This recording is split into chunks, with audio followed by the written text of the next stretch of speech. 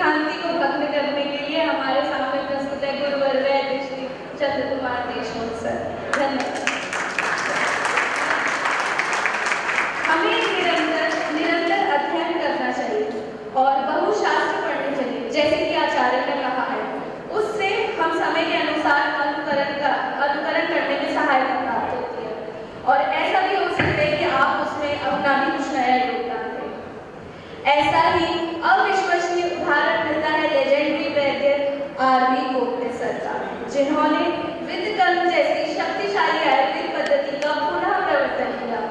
उन्होंने न केवल आयुर्वेद के ग्रंथों का अनुकरण किया, अपितु अन्य ग्रंथ जैसे चाइनीज एक्यूपंक्चर को भी समझा और एक अभूतपूर्व कार्य कर दिखाया। आज हम इतने सौभाग्यशाली हैं कि ऐसे महान वैद्य के शिष्य वैद्य चंद्र कुमार देशमुख सर हमारे गुरु रूप में पधारे हैं। सर ने अपनी गुरु परंपरा को आगे बढ़ाया और आज ये विद्य कर्म की धरोहर लगभग पूरे भारतवर्ष में फैल चुकी है। सर ने जिस प्रकार विद्य कर्म के अनुभवों को विस्तारित किया है, मुझे विश्वास है कि हमारी संहिताओं के आचार्य को अवश्य ही गौरवान्वित होने का अनुभव होता होगा। विद्य कर्म के इस आनंदित व्याख्यान का आप सब लोग आनंद लीजिए। सब लोगों को नमस्ते। मैं सिर्फ वैद्य चंद्र कुमार देशमुख। ये जो प्रोग्राम है हम कपिलधारा में कर रहे हैं, ये बहुत प्रयास से और परिश्रम से हो पा रहा है। तो मैं जब पाठक सर को इसका अभिनंदन करूंगा, क्योंकि इतने दूर हमारे भारतवर्ष से एक कोने में जहाँ पे आयुर्वेद कॉलेज भी नहीं होता है, ऐसे सारे जगह पे व्याख्यान सीरीज रखना ये बहुत हिम्मत वाली बात है। तो इसके लिए मैं पाठक जी का अभिनंदन करता हूँ, क्योंकि उन्होंने इतने कष्ट से यहाँ पे प्रोग्राम रखा है। जब भी उनको बुलाया जाता है और न हो तक भाव से हम जहाँ जाते हैं तो हमारा कुछ नहीं, जो भी हमने हमारे गुरु से सीखा है और गुरु से जो सीखा है वो आपको देना है, इसी भाव से हम आगे आते हैं। और हमारे आयुर्वेद की परंपरा जो है गुरु शिष्य परंपरा के बिना आगे नहीं जा सकती है। और मेरा हमेशा टॉपिक होता है विद्य कर्म और अग्नि कर्म आयुर्वेद। कोई ऐसी चिकित्सा थी पहले जो कि हमारे जो परंपरा थी, आपने कभी देखा होगा हमारी परंपरा कैसी थी कि ब्रह्मा ने आयुर्वेद का स्मरण किया है। ब्रह्मा आयुष्य वेदन प्रजापति अधिग्रह, ब्रह्मा ने स्मरण किया। दक्षा प्रजापति जी को आयुर्वेद के बारे में बताया, अश्विनी कुमार की बात हमें बताया, आज पूजन भी किया है। तो आयुर्वेद का अवतरण हुआ है। आयुर्वेद शाश्वत है, पहले से था। आयुर्वेद किसी ने क्रिएट नहीं किया है, इसलिए ब्रह्मा जी ने स्मरण किया है आयुर्वेद। ऐसा हम पढ़ते हैं कि ब्रह्मा स्मृत्वा आयुष्य वेदन प्रजापति अधिग्रह हम पढ़ते हैं। तो ऐसे ही ये जो विद्य कर्म है, ये विद्य कर्म ना मेरा है ना मेरा आपका है ना किसी का है, ये आयुर्वेद का है। लेकिन आयुर्वेद का विद्य कर्म प्रत्यक्ष में लाने के लिए वैद्य दामोदर सर जो पुणे में कार्यरत थे, वो एक सर्जन थे। MBBS BAMS ऐसा पहले बनने के पहले जो डिग्री थी GFM, तब वो फर्स्ट बैच के सर थे, सर्जन थे। अभी भी मुझे याद है सर के साथ हम KM हॉस्पिटल में जाके लीवर के सर्जरीज, अपेंडिक्स की सर्जरीज, अलग अलग सर्जरीज सर से हम देखते थे। और वही सर ने, जैसे सर्जन पता है आपको कि सर्जन कैसा होता है कि बात दिखाओ तो स्वास्थ्य कर, सर्जन वाले स्पेसिफिक होते हैं कि अभी क्या अभी मुझे रिजल्ट चाहिए, मुझे सारी संपत्ति बताओ। ऐसे सर्जन सर थे। और सर ने विद्य कर्म और अग्नि कर्म प्रैक्टिस में लाया, लाखों रुपयों के ऊपर काम किया है, मानसिक कार्य के ऊपर काम किया है, HIV के ऊपर काम किया है। वो विद्य कर्म और अग्नि कर्म सर का कार्य हम आगे करते हैं। वैद्य रावत के साथ चले जाने के बाद वैद्य रावत के सर के नाम के ऊपर हमने फाउंडेशन निकाला है और उसके अलग अलग वीडियो जो भी है न में इस भाव से जो भी विद्य कर्म अग्नि कर्म है, इसके रिजल्ट कैसे आते हैं, उसके पीछे साइंटिफिक क्या बातें होती है, साइंटिफिक पैथोफिजियोलॉजी कैसी होती है, हम वो बताने का प्रयास करते हैं। पेटेंट भी गोखले सर के नाम से हमने बनाया है। मेरा नाम वैद्य चंद्र कुमार देशमुख है। मैं पुणे में चिकित्सा करता हूँ। मेरा खुद का क्लिनिक पुणे में है, चिंचवड में मेरा क्लिनिक है, गोखले सर का क्लिनिक भी मैं नांदेड़ में भी विजिट होती है और देहू में भी हम जाफर मंदिर है वहाँ पे सेवा देते हैं। गुरु शिष्य परंपरा के बिना कुछ नहीं होगा। ये वर्ल्ड रिकॉर्ड भी हमने जो पिछले साल बनाया था, कुछ लोग यहाँ पे है, वहाँ पे जो सहकार्य कर रहे थे वो भी हमने गुरु शिष्य को ही समर्पित इस परंपरा को समर्पित किया है। आप कहीं भी हो, आयुर्वेद गुरु शिष्य के बिना आप नहीं कर सकते हो। तो आप देख सकते हो हमारी जो ओपड़ी है, जस्ट कल रात की मैं बात करता हूँ, कल रात 12:30 बजे तक मैंने ओपड़ी की, वहाँ पेशेंट देखे हैं। मैं 3 बजे निकला हूँ पुणे से, 4:30-5 बजे की फ्लाइट है, 8 बजे फ्लाइट लेके हम कोलकाता से यहाँ आए हैं। क्यों? वाई दिस इज, क्योंकि जब हम सीखने को जाते थे, मैं basically government Ayurveda college Nanded से हूँ, वहाँ पे सीखने को इतना था, हर एक पेशेंट हमारे हाथ में था, इंटर्नशिप के स्टूडेंट के हाथ में था, हम हर एक पेशेंट को अलग अलग प्रकार की चिकित्सा देख सकते थे, कर सकते थे। लेकिन जब गवर्नमेंट कॉलेज छोड़े, बाहर देखने की कोशिश की, तो कॉलेज जितने ज़्यादा बन रहे हैं वहाँ पे पेशेंट नहीं है। जब कमेटी आती है तो पेशेंट के लिए स्टूडेंट या कोई पकड़ के बिठाया जाता है, ऐसी कंडीशन हो रही है। इसीलिए जो हमारे आयुर्वेद की चिकित्सा है, जो आपकी चिकित्सा आपके प्रैक्टिस को थोड़ा पुष्ट कर सकती है, ये हमें आती है। और गोके सर कहते थे, हमारे गुरु सर कहते थे कि अगर आपको आता है, अगर एक भी विद्यार्थी को आप दे सकते हो तो वो ट्री लाइन बन जाएगी। अभी तक इंडिया में ऐसा कोई शहर नहीं जहाँ पे युद्धकर्म अग्निकर्म के स्टूडेंट ना तैयार हो चुके हो। कोलकाता से भी तपस्या आए हैं, कोलकाता में भी हमारे बहुत सारे स्टूडेंट बन चुके हैं अभी। तो मुझे ये कहना है कि ये चिकित्सा अगर प्रैक्टिस में आती है तो आपको बहुत बूस्ट मिलने वाला है। रात 11 बजे का समय है, रात 11 बजे में कभी भी मेरे क्लिनिक में आइएगा, वहाँ पे continuous more than 200 patient waiting कर रहे हैं कि हम कब चिकित्सा करने के लिए आ रहे हैं। 12:30-1 बजे तक कंटिन्यूस होती रहती है। आयुर्वेद का वैभव देखना है तो पुणे में एक बार आने के बाद हमारे ओपड़ी को आ जाना। वहाँ पे मोर देन 70-80 स्टूडेंट्स वहाँ पे कंटिन्यूस कार्यरत होते हैं और इतने सारे पेशेंट के ऊपर कार्य किया जाता है, युद्धकर्म अग्निकर्म, उन्हें आयुर्वेदिक चिकित्सा पद्धति की जाती है। यही आपको हमें सीखना है और एज इट इज सीखना है।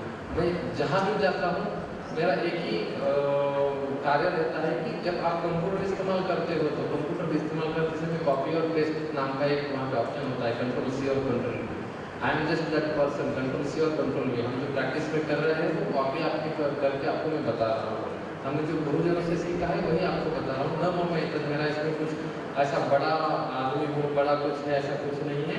हम हमारे गुरु का कार्य जो है, आयुर्वेद का कार्य जो बेटर लगता है वो आपके सामने हम पेश करने जा रहे हैं। विद्याकर्म एज इट इज के बारे में मैं एज इट इज ही क्यों कहता हूँ, एक्यूरेसी के पीछे क्यों जाता हूँ। अभी तपस्या से आते समय हमें बात हो रही थी कि सर हमारे पास यहाँ से कोलकाता से जब भी नवरात्रि आते हैं 10 दिन निकाल के पुणे में रहने के लिए आते थे, हम उनको जगह देते थे और वो पेशेंट देख के सीखते थे और उनको प्रैक्टिस में बहुत ज़्यादा उनको बदलाव दिखे हैं और रिजल्ट मिले हैं। लेकिन सर का ये कहना था कि कुछ पॉइंट्स है, कुछ एक्यूरेसी हम मिस कर पाते हैं, क्योंकि जब आपके कॉलेज में ऐसी बातें होती नहीं थी या आप सीख नहीं पाते थे तो एकदम से एक्यूरेसी का प्रश्न आपके मन के ऊपर डालना एक बहुत अलग बात होती है। लेकिन फिर भी एक्यूरेसी के पीछे क्यों जाना है, मैं कहता हूँ क्योंकि स्मॉलेस्ट थिंग हम मिस करते हैं। को विद्या नहीं करना है हमें। मैं हमेशा कहता हूँ विद्या कर्म करना शुरू करो, पहले गलतियाँ हो जाएंगी, लेकिन धीरे धीरे जैसे एक्सपीरियंस बढ़ते जाएगा तो आपकी प्रैक्टिस में ये विद्या कर्म आपको अलग प्रकार से एक रिजल्ट देने की चिकित्सा बन जाएगी। एक छोटा बेबी था, हम पहले क्या करते थे कि गोके सर के यहाँ पे सीखने के हम क्या कहते हैं कि अनुकरण करते हैं हमारे गुरुओं का जो भी सीखते हैं।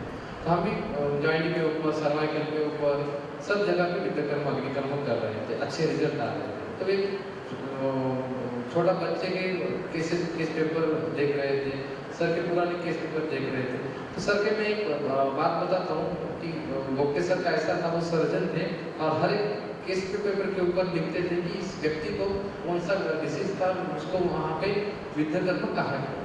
तो हम देख रहे थे, एक आदमी आया 75 ईयर्स एज का, उसने कहा कि सर जी मुझे इनफर्टिलिटी थी और आपने गोके सर ने हमें ट्रीटमेंट दी उस जमाने में और मुझे लड़का हुआ, मेरे लड़के को इनफर्टिलिटी हुई थी तो सर के यहाँ ट्रीटमेंट ली, उसको भी लड़का हुआ। अब उसकी शादी हो गई, उसको बच्चा नहीं हो रहा है, मैं आपके पास आया। तो इतनी तीसरी पीढ़ी चिकित्सा लेती थी, इतना पुराना अनुभव था। डेली हम पेशेंट अगर 200-300 पेशेंट रेगुलर देख रहे हैं तो महीने पर 3000 पेशेंट हो जाते हैं, साल भर में 36,000 हो जाते हैं, ज़्यादा हो जाते हैं। तो गोप्टे सर का 50 इयर्स का एक्सपीरियंस था और वो सर सारा एक्सपीरियंस हो सर केस ऊपर लिखते थे। तो जब भी पेशेंट आते हैं तो हम पुराने पेशेंट दिखते थे, अरे यार इतने छोटे छोटे डिसीज के ऊपर सर ने कार्य किया है, हम भी कार्य करेंगे। मैं एक एग्जांपल देता हूँ, आपने कभी भागवत पढ़ा होगा, भागवत सुदर्शन में एक बात आई है कि पार्षणी के ऊपर अगर हम अग्निकर्म करते हैं, यहाँ पे विशु जी का नाम का व्याधि जो है वहाँ पे उसको लाभ होता है। विशु जी का यानी क्या है कि विशु जी का नाम का एक व्याधि ऐसा बताया गया है जहाँ पे वोमिटिंग हो रही है और दस्त भी लग गए हैं, जो डिहाइड्रेशन हो रहा है, ऐसे समय में इमरजेंसी फ्लूइड मैनेजमेंट किया जाता है, फ्लूइड चढ़ाया जाता है।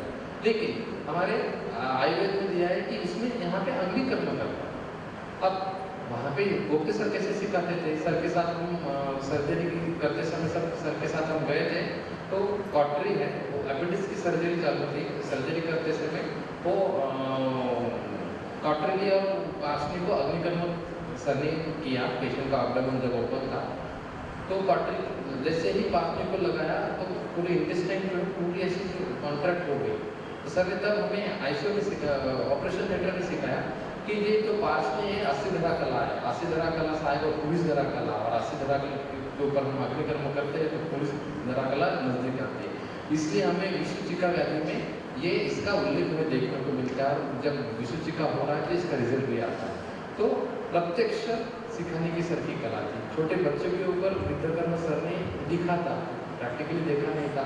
हम छोटे बच्चों के ऊपर धीरे धीरे काम कर रहे थे और एक 10-12 साल में हम उसकी एक SOP स्टैंडर्ड ऑपरेटिंग प्रोसीजर्स हमने बनाई है और वो हम आजकल काम करते हैं। ऐसे ही छोटा बच्चा है, डिलीवरी हो गई, नॉर्मल डिलीवरी थी और ऐसे समय में सब घर वाले खुश, लेकिन एक 24 आवर्स में समथिंग माउथ फ्लोटिंग हो रहा था बच्चे को, तो वहाँ पे शिफ्ट किया गया हायर सेंटर पर। सिंधुदुर्ग का बच्चा था, हायर सेंटर में शिफ्ट हो गया और शिफ्ट होने के बाद वहाँ पे माउथ फ्लोटिंग ज़्यादा बढ़ गई। बढ़ने के बाद वहाँ पे बहुत सारे डॉक्टर आए, न्यूरोलॉजिस्ट आए, किसी ने कहा कि ग्लॉसोफेरिंजियल और एब्सेंट हो सकती है, किसी ने कहा कि जेनेटिक टेस्ट करके देखेंगे, और ऐसे बहुत सारे टेस्ट होने के बाद कुछ मिला नहीं। सिर्फ CPTMP नाम का एक एंजाइम आता है, टेस्ट होती है, उसमें थोड़ा सा लेवल बढ़ी थी, 2000 तक लेवल गई थी।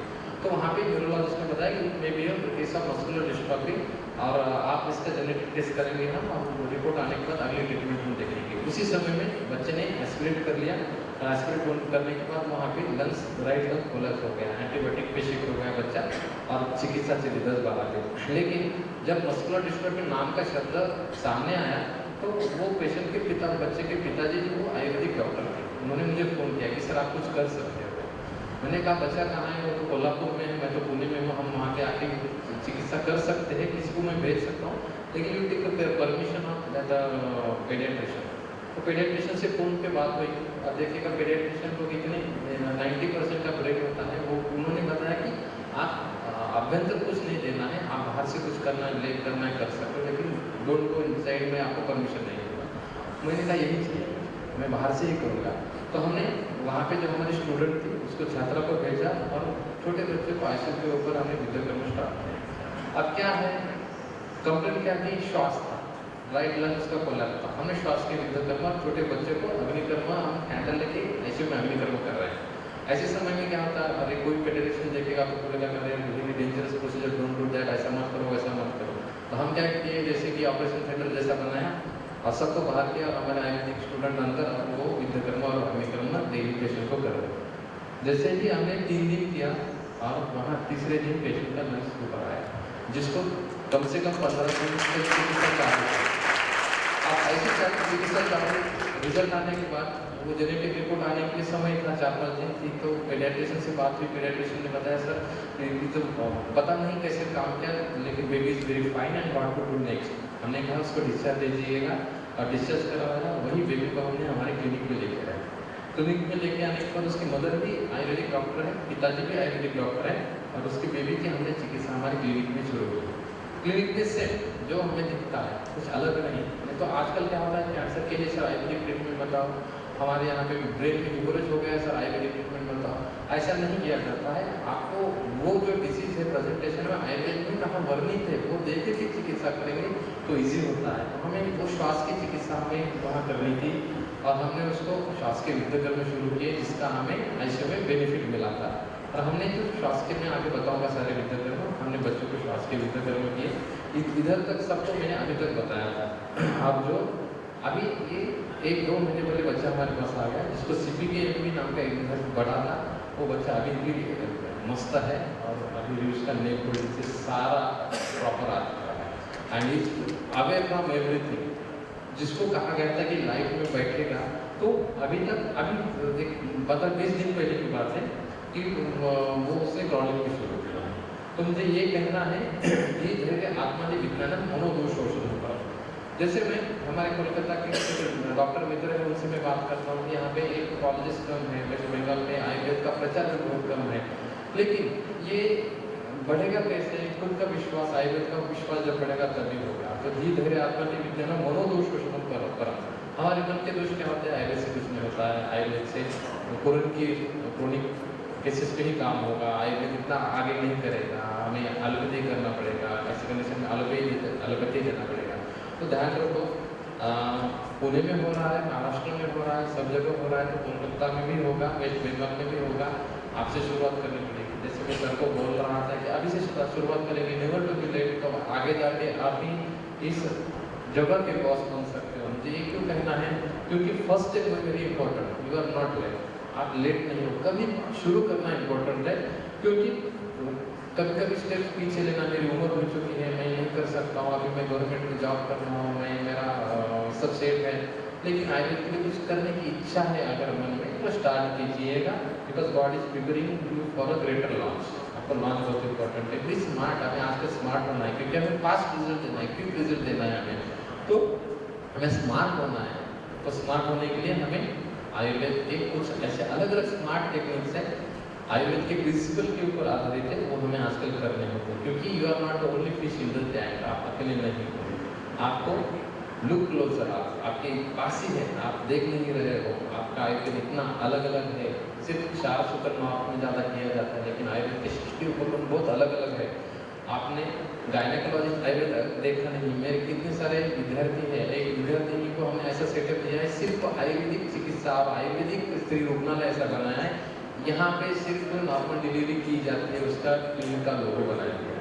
हमारे यहाँ पे नेत्र चिकित्सक हमने एक विद्यार्थी को बनाया है, सिर्फ नेत्र चिकित्सक, नेत्र आयुर्वेद चिकित्सक, एक रंजन के 20,000 रुपये मिलेगा।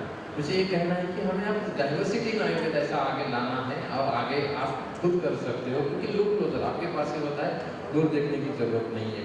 Avoid common mistakes, common mistake हमें दूर करना है, क्योंकि मेरी उम्र हो गई है, अब क्या सीखना है, मुझे सब आता है, एक कुछ भी बोल रहे हैं, ऐसा बहुत कॉमन मिस्टेक होती है हमारे यहाँ। कॉमन मिस्टेक अवॉइड करो, आप आगे जाओगे। हमें शार्प बनना है, 20 शार्प बनना है। अभी ऐसा नहीं है कि जैसे कि बुक पढ़ना है, बहुत सारा हम लिख के बैठना है, ऐसा नहीं है। अभी एक्सपीरियंस कलेक्ट करना है लोगों से जो अलग अलग करते हैं, तो शार्प बनो, आपको अलग अलग मामले में आगे जा सकते हैं। देखिएगा, मैडम आई है, मैडम से मेरी बात हुई, आपकी मैडम से, मैडम बोल रही थी कि मैडम का कितना बड़प्पन है, देखिएगा। मैडम बोली, चंद्र कुमार, हमें फाटक के ऊपर टिकट का बोझ नहीं डालना है। मैडम ने बोला मुझे, हम अपना टिकट निकालेंगे, लेकिन जाएंगे, प्रोग्राम सक्सेस होना चाहिए। मैडम ने बताया, सर 7 दिन जाने वाले हैं, वो फिर भी मिस हो सकती है। मैडम इतने बड़े गायनेकोलॉजिस्ट से सारे पेशेंट चिल्ला रहे होंगे, मैडम कहाँ है, मैडम कहाँ है, लेकिन फिर भी मैडम आ गई। देखिए, जल रहे ये लोग जल रहे हैं और आपको देने के लिए आए हैं। मैं हमेशा ध्यान रखता हूँ, आप में से अगर 5 लोग भी कुछ लेते हो यहाँ से, तो इन लोगों का, हमारे गुरु वर्ग जो लोग हैं, इनका आना सफल हुआ है।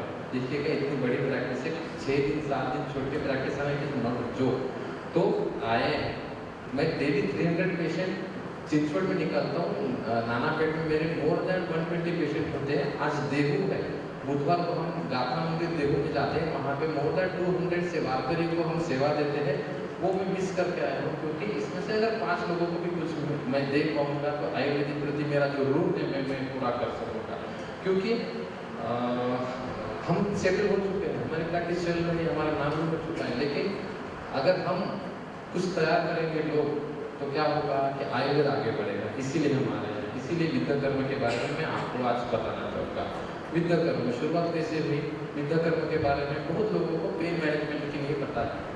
आपको कितने लोगों को पता है मुझे पता नहीं, लेकिन शुरुआत तो पेन मैनेजमेंट से होती है कि विद्या कर्म is considered as pain management, वो तो बेस्ट है ही, लेकिन साथ में डिसीज मैनेजमेंट के लिए भी बहुत अच्छे तरह से काम में आता है विद्या कर्म, और अपने कर्म हम देखेंगे। शुरुआत कैसे हुई?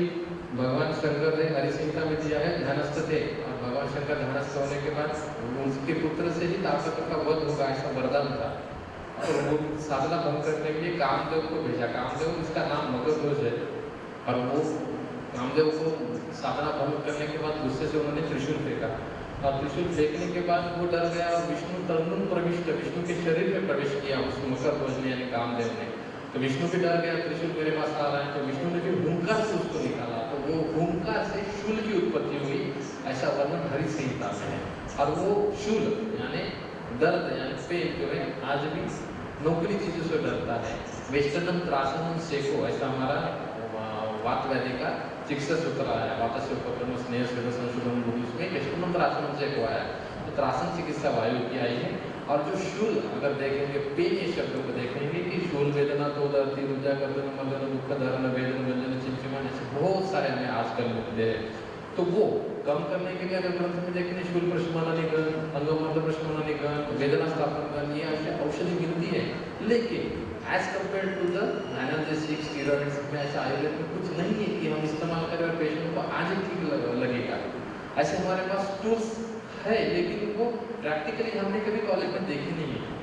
स्नेह स्वेदन से भी जल्दी कम होता है, रक्तमोषण से भी होता है, लेकिन पेशेंट को ही पता नहीं ना। वो पेशेंट कहता है मेरे लास्ट काम के लिए जाना है, मुझे 6 महीने बाद गूगल लूँगा मैं, वो सारी बात अलग है, लेकिन मुझे आज चाहिए, और उसके लिए हमारे यहाँ पे मर्म का उल्लेख बहुत अच्छी तरह से कहा है।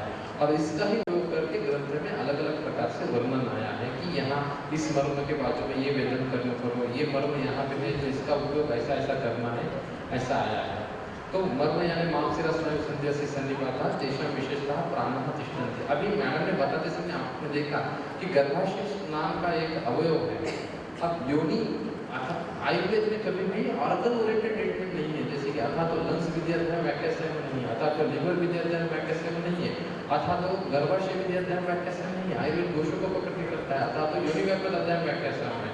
और योनि क्या है? तत्से मत्स्य शकलाकृति योनि तस्य तृतीय वर्ग गर्भशैया प्रतिष्ठा, ऐसा हमारे यहाँ पे वर्णन आया है।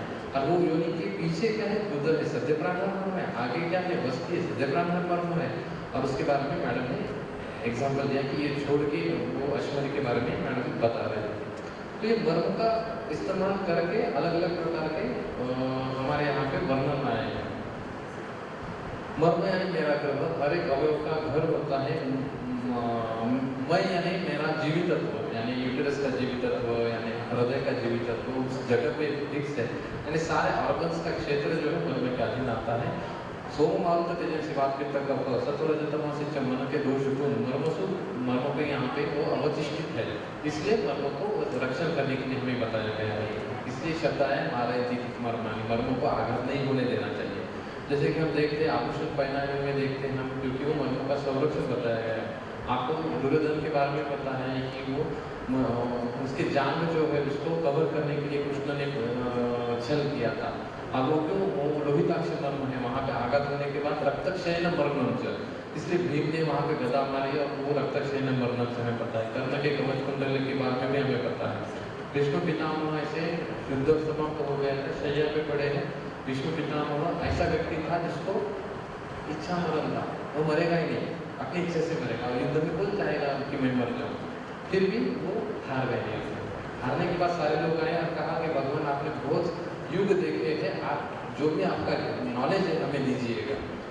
युधिष्ठिर ने कहा, उन्होंने कहा कि हाँ मैं मेरा नॉलेज दूंगा, लेकिन मेरी एक अभी तक एक मेरा प्रण था कि मैं किसी स्त्री को आघात नहीं करूँगा और किसी स्त्री का शल्य में सहन नहीं करूँगा। और यहाँ पे मेरे शरीर पे शल्य है, किसके शल्य है? शिखंडी नाम की स्त्री है, अर्धनारी है, और वो आगे आ गई, इसलिए मैंने मेरे बाण छोड़े थे, मैंने युद्ध में अस्त्र छोड़े थे नीचे, तो वो आप निकालिएगा। तो अर्जुन के बाण और शिखंडी के बाण ऐसे डिफरेंस कैसे करेंगे? अर्जुन के बाण काले और शिखंडी के पिंक कलर के, ऐसा थोड़ी था, तो पता ही नहीं ना। तो तब उन्होंने बताया न एक बाण शिखिन दिना, ये बाण शिखिन के नहीं है। कौन से बाण? जो मर्म के बाण है वो अर्जुन के हैं, क्योंकि अर्जुन को भी पता है मेरी इच्छा मरण है मुझे और मैं मरूंगा नहीं, और इसलिए मेरे सारे मर्म के ऊपर 107 जो बाण है वो अर्जुन के हैं, बाकी सारे बाण हैं जो शिखंडी के हैं। हमें ध्यान ही रखना है, हमें अर्जुन बनना है, हमें शिखंडी नहीं बनना है।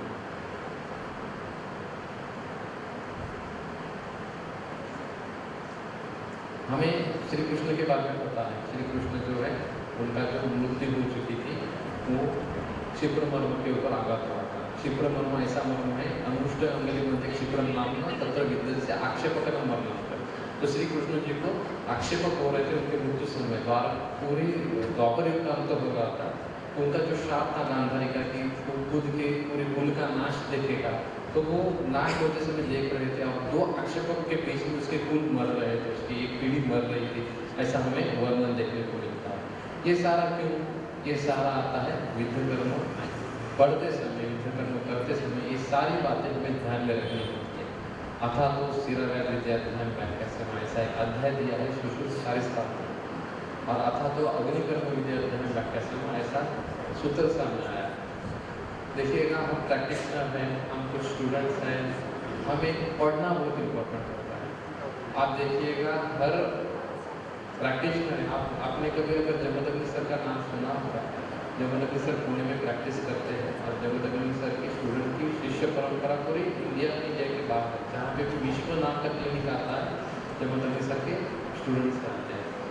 तो इस समय में सर की इतनी प्रैक्टिस होने के बाद भी डेली संहिता लेके पढ़ना, और दिन में अगर मुझे कुछ पेशेंट के ऊपर कार्य कुछ अटक रहा है मेरे माइंड में, ऐसा लगा है तो बुक निकाल के पढ़ना, ये आज भी काम करता है।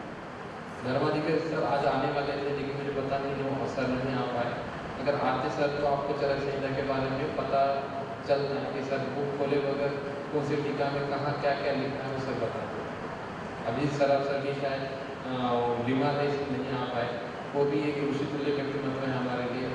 पूरी संहिता मुखोगत होने वाले व्यक्ति को हमें पता नहीं होता है, लेकिन बुक निकाल के एक लाइन डेली पढ़ना अगर हम आदत डालते हैं तो हमें कुछ अलग डेली सीखने को मिलेगा। सुश्रुत संहिता, वाग्भट संहिता, बृहत्त्रयी, लघुत्रयी बहुत कम पढ़े जाते हैं प्रैक्टिस में, लेकिन आदत डालनी चाहिए, क्योंकि अगर आदत नहीं डालोगे, सिर्फ मोबाइल के ऊपर रहोगे तो आयुर्वेद आगे नहीं आएगा। यही संहिता में अष्टविध शस्त्र कर्म के बारे में उल्लेख आया है, षष्ठी उपक्रम के बारे में उल्लेख आया है। आप देखिएगा, सिर्फ एक प्राणायाम पकड़ के पतंजलि संहिता इतनी बड़ी हो चुकी है आयुर्वेद में, हमने सिर्फ युद्ध कर्म अग्निकर्म पकड़ा है। पूरे भारतवर्ष में 12 से 15 हज़ार तक विद्यार्थी कर रहे हैं, और हर एक विद्यार्थी की प्रैक्टिस में वो पोस्ट मिल रहा है।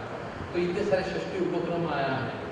धूपन कर्म से एक प्रैक्टिस करता है हमारा स्टूडेंट, लेपन चिकित्सा से प्रैक्टिस की जाती है। तो आयुर्वेद में इतने सारे डिफरेंट आए हैं, कुछ भी पकड़ो वहाँ पे अष्टविध शस्त्र कर्म का उल्लेख आया है। छेदन, भेदन, लेखन, वेदन, ऐशन, आरोहण, विश्राम, जीवन। इसमें जो वेदन है टू पंक्चर, इसके लिए कुठारिका, विभुमुख, आरा, वितस्पत्र, सूची, यानी अलग अलग प्रकार के इंस्ट्रूमेंट आते हैं। सूची यानी निडल, इसका इस्तेमाल हम करते हैं। हम विद्या कर्म करते समय ये 2 निडल का इस्तेमाल करते हैं। 26/8 नंबर की निडल होती है, एक 24 नंबर की निडल होती है। यही निडल क्योंकि विद्या कर्म करते समय अंगुली प्रमाण, एवं प्रमाण, गृह प्रमाण इसका उल्लेख आया है ग्रंथ में। और ये अगर हम निडल देखते हैं तो ये त्वग्गत, मांसगत, शिरागत, स्नायुगत कितनी डेप्थ में अंतर डालना है। ये शब्द हमारे आयुर्वेद में इतने कठिन होते हैं। अगर नेत्र चिकित्सा आय के ट्रीटमेंट आप पढ़ने को जाओगे तो वहाँ पे क्लिष्ट वर्त्म, श्लिष्ट वर्त्म, अंजन नामिका, ऐसे बहुत सारे राज्यों के नाम होते हैं। इसकी जगह अगर हम बोलेंगे कि वो रेड़ा है, इचिंदा है, पेंदा है, वो उनमें बहुत ईजी जाता है। लेकिन आयुर्वेद के शब्द, संस्कृत शब्द इतने बड़े बड़े लगते हैं। तो मैं सिंपल शब्द में आपको आज बताने वाला हूँ। हमें डेप्थ इम्पोर्टेंट है। डेप्थ भी अगर यहाँ पे आधा ग्रीनी यानी 6 mm चाहिए, 12 mm चाहिए, या वहाँ पे 4 mm चाहिए, 1/4 चाहिए, ऐसा हमें जब उल्लेख आता है ग्रंथ में, तो हमें वहाँ पे वो निडल उतनी अंतर इंसर्ट करनी होती है। और इंसर्ट करते समय वहाँ पे दिया है कौन से व्याधि में कितना अंतर डालना है, कितना एंगल होना चाहिए, वो हम टिपिकल हम देखेंगे।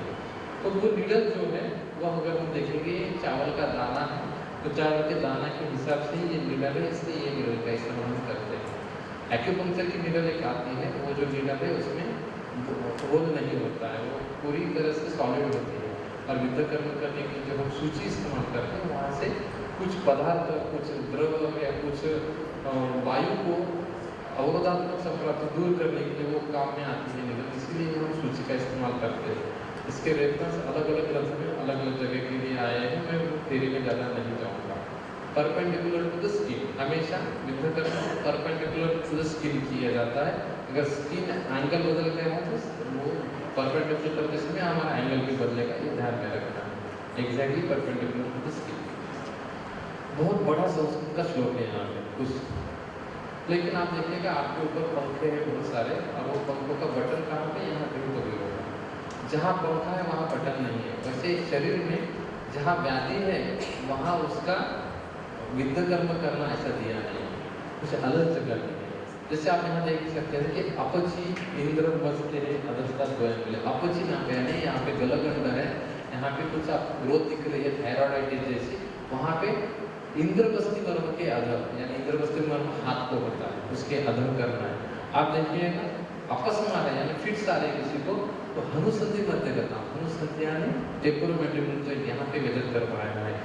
आप उन्माद है, डिप्रेशन है, स्ट्रेस है, एंग्जाइटी है, ऑटिज्म है, ऐसे पेशेंट में कहा दिया है कि वो अपंग ललाटेशन, ऐसी जगह अलग अलग बताइए। आपका पंखा है, बटन इधर है, आपका लाइट है, बटन इधर है। शरीर में ऐसे ही बताया गया है, करते समय अगर ये व्याधि है तो आपको इधर करना है, दूसरा व्याधि है तो यहाँ पे करना है, ऐसा ही श्लोक है, वो आपको ग्रंथ में सुश्रुतसारता में मिल जाएगा। ये नीडल का इस्तेमाल हम करते हैं प्रैक्टिस करते समय। हमें डेली मोर देन 300-500 नीडल्स लगती है। ये नीडल्स एक बार ही इस्तेमाल करनी होती है। आजकल डिस्को वैन या हमें डिस्पोजेबल नीडल मिलती है। पहले क्या होता था कि एक ही नीडल इस्तेमाल करने के बाद, सिरिंज इस्तेमाल करने के बाद वो फिर से वो बॉइल करके फिर से इस्तेमाल की जाती है। लेकिन आजकल ये बहुत सस्ती हो गई है, 70 रुपये में बॉक्स आता है, तो 70 रुपये में आप 100 पेशेंट की विद्ध कर्म कर सकते हो। तो वेरी चीप टू यूज़, ऐसा बहुत सस्ती है। जैसे विद्ध कर्म किया जाता है वैसे अग्निकर्म भी होता है। अग्निकर्म दाह चिकित्सा कहा जाता है, अपुनर्वो चिकित्सा है अग्निकर्म। शस्त्रक्षार अग्नि ऐसा है, काय चिकित्सा से नहीं हो रहा है तो शस्त्र कर्म, उससे नहीं होता है तो क्षार कर्म किया जाता है, क्षार से नहीं होता है अग्निकर्म किया जाता है। और अत्यग्र शूलित है, जहाँ पे ज़्यादा से ज़्यादा शूल है वहाँ पे अग्निकर्म किया जाता है, वो हमें पता है। अलग अलग प्रकार के शलाकाएँ हैं ग्रंथ में वर्णित आई हैं। हाँ, ये बताते समय अग्नि ही द्रव्याश्रय दहती, ऐसा एक श्लोक है। अग्नि जो है द्रव्य के आश्रय से दहन कर्म करता है, और द्रव्य का आश्रय यानी पिप्पली है, अजशप्रुत है, गोदंत है, गाय का दांत है, लोहे की शलाका है, ताम्र की शलाका है, सोने की शलाका है, चांदी की शलाका है, अलग अलग प्रकार की शलाकाएँ हमें बाजार में मिलती हैं। उसका उपयोग ग्रंथ में दिया है। आपको त्वक पे करना है, आपके माउस के ऊपर करना है, आपको पॉइंटेड करना है, आपको ब्लंट करना है, आपको राउंड अग्निकर्म करना है, आपको स्वस्तिक आकार में करना है, ऐसा कहाँ कहाँ पे अग्निकर्म करना है उसके हिसाब से आ रहा है। जैसे यहाँ पे आपको अगर फ्रोजन शोल्डर है आपको और हाथ ऊपर नहीं जा रहा है तो संधि पे आपको अग्निकर्म करना है, तो शौत्र यहाँ संधि स्थित वहाँ पे गुड़ का अग्निकर्म बताया गया है। ऐसे अलग अलग आपके ग्रंथ में ये बताया गया है। इसीलिए कौन सा स्क्रू निकालने के लिए वो इम्पोर्टेंट है। एप्पल के फ़ोन को एप्पल का ही चार्जर लगेगा, बाकी चार्जर नहीं लगेंगे। उसके हिसाब से जहाँ पे अग्निकर्म करना है वहाँ पे जो वर्णना है उसका इस्तेमाल करना चाहिए। स्वर्ण शलाका का इस्तेमाल हम करते हैं। 14 कैरेट का और 18 कैरेट की स्वर्ण शलाका होती है। 7 सेंटीमीटर लंबी होती है और 2 सेंटीमीटर उसका मोटापा होता है, तो ये स्वर्ण शलाका का इस्तेमाल किया जाता है। दूसरी होती है रौप्य शलाका, धातु बदल गया, उसका गामित्व बदल गया। ये न्यूरोपैथी, न्यूराइटिस के हम इस्तेमाल करते हैं। जैसे आंखों में आपके न्यूरोपैथी होती है, रेटिना पे हमें अगर करना हो तो इसका इस्तेमाल किया जाता है। डायबिटिक न्यूरोपैथी होती है या पेरिफेरल न्यूरोपैथी होती है तो रौप्य का इस्तेमाल हम करते हैं। वलय शलाका है, ताम्र के अलग अलग प्रकार से हम बनवा सकते हैं वलय मसल के ऊपर। नाग शलाका का वर्णन आया है, वो जो नाग शलाका है वो आंखों के लिए ग्रंथ में वर्णन आया है, उसका भी हम इस्तेमाल कर सकते हैं। सिर्फ प्रतिसारण के लिए शलाका है, ये शलाका अंधन जो किया जाता है प्रतिसारण के लिए, वो अंजन लेके वहाँ पे अगर आँखों पर लगाते हैं तो उसका वहाँ पे सर्वनेत्र रोग हरि ऐसा शलाका का वर्णन आया है, वहाँ अलग अलग शलाका कर सकते हैं। हरिद्राम जो कामला में वर्णन आया है, मैं आगे बताऊंगा कैसे अग्निकर्म करना है। बुद्धि का शलाका है जहाँ पे पैर में कैल्किनियन स्पर बन जाता है, वहाँ पे बुद्धिका का शलाका का इस्तेमाल आया है। लोह शलाका जहाँ पे कदर है यानी कॉर्न है, कॉर्न निकालने के लिए लोह शलाका इस्तेमाल की जाती है। तो लोह और ताम्र में लोह शीत है, ताम्र उष्ण है, तो पित्त प्रकृति वाला व्यक्ति है तो उसको लोह शलाका इस्तेमाल कर सकते हैं, बाकी सारे व्यक्तियों को ताम्र शलाका इस्तेमाल कर सकते हैं। मेरे पास शलाका नहीं है, मेरे पास ये नहीं है, वो नहीं, उसका कुछ लेना देना नहीं होता। सबसे प्रधान यंत्र हमारा हस्त होता है और हस्त से हम जो अवेलेबल है, चम्मच से भी अग्निकर्म किया जाता है। तो अलग अलग प्रकार की शलाका होती है, उसका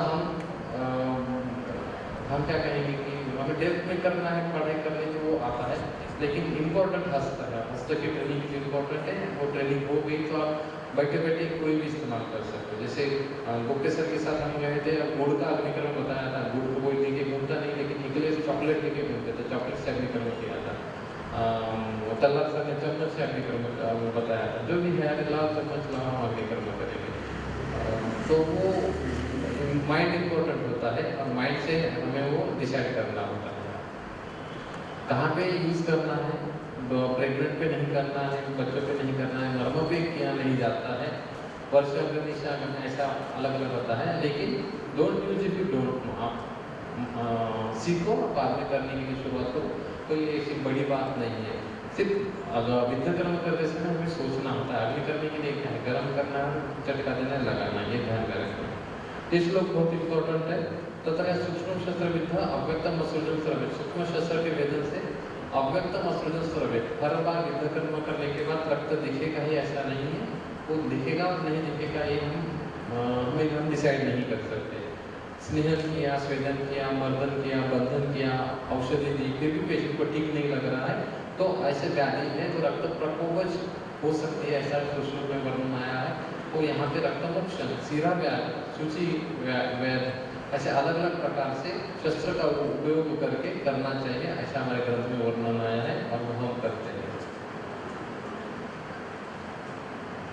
एक्यूरेसी इंपॉर्टेंट। अब करते समय अगर आप हाथ में निगल ले रहे हो तो कंपन नहीं होना। जैसे मैडम ने बताया, नाति द्रुतम, नाति स्लो, बहुत स्पीड से करना नहीं है और बहुत स्लो भी नहीं करना। न क्वचित प्रदेश, जहाँ पे बताया नहीं वहाँ नहीं करना है, जहाँ पे बताया वहाँ पे करना है। अलग अलग प्रकार के डूज एंड डोंट्स होते हैं, वो हमारी एक्यूरेसी बढ़ाते हैं। टाइम दे दो, समझ में आ जाएगा। पहले ही हम इस्तेमाल नहीं कर सकते, पहले लगाया कि बहुत बड़ा है, कैसे कैसे सीखेंगे। कुछ साल बाद रहेगा, अरे यार ठीक है कर पा रहे हैं, और कुछ ज़्यादा प्रयास होने के बाद अरे यार ये ईजी है, बहुत ईजी है, ऐसा लगेगा। सो टाइम इज इम्पोर्टेंट, आप उसमें समय देना चाहिए, क्योंकि you are not all in the same boat. आप हर एक सेम बोट में नहीं है, किसी को पहले नॉलेज रहता है, किसी को नहीं होता है, किसी ने कभी पढ़ा ही नहीं होता है, किसी कोई सब जानता है। तो हर एक का अलग अलग समय होता है, वो ध्यान में रखना है। As long as you believe in yourself, there will always be a way. Kolkata से ये लोग वहाँ पे पुणे में हर साल 10-15 दिन सब बीवी बच्चे छोड़ के गवर्नमेंट का जब छुट्टी मिलती है तो पुणे में आए थे और वे मिल गया। अब कर रहे प्रैक्टिस में रिजल्ट भी आ रहे हैं। मुझे ये कहना है कि आपको वे मिलेगा, सिर्फ प्रयास करना होता है। हमारा एक क्रूगर इफेक्ट बोला गया है, डनिंग क्रूगर इफेक्ट। देखिएगा हम जब करते हैं तो मुझे सब आता है, ऐसा लगता है। VMS में आने के बाद मुझे सब आता है। अब कुछ दिन बाद प्रैक्टिस को बैठते तो हम गिर जाते हैं, अरे यार मुझे कुछ नहीं आता है, ऐसा लगता है। बाद में हम नीचे गिर जाते हैं। तो आई डोंट नो एनीथिंग, मुझे कुछ नहीं आता आयुर्वेद के बारे में, मुझको और सीखना पड़ेगा।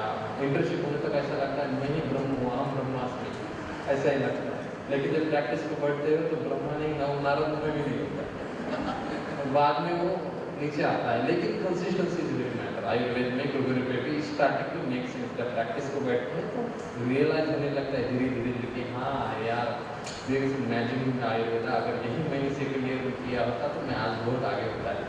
जब सेकेंड ईयर में थे तब तो हम ब्रह्मास्मि, मुझे सब आता है, मैं तो ये करूँगा, मैं तो वो करूँगा, मैं तो एक एंटरप्रेन्योर ऐसा लगता है, लेकिन जब लाइफ की घड़ी आती है तो गिर जाते हैं।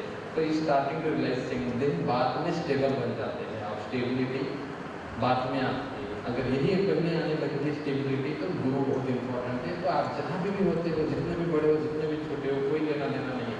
आपको सीखने को अगर मिल रहा है तो वो व्यक्ति को पकड़ो, वो आपको यही ये पूरा बचाएगा, आपका डाउनफॉल बचाएगा। ये ध्यान में रखना, गुरु is very important. You must study, ये इम्पोर्टेंट है, स्टडी इम्पोर्टेंट है। हर बात हम भी सीख रहे हैं, हम आते समय सीख रहे थे। मैडम ने जो अभी बता रहे थे ना, मैडम ने आपको बताया कि मैडम ने इंसुलिन और ब्लड ग्लूकोज का फास्टिंग का रेशो बताया था।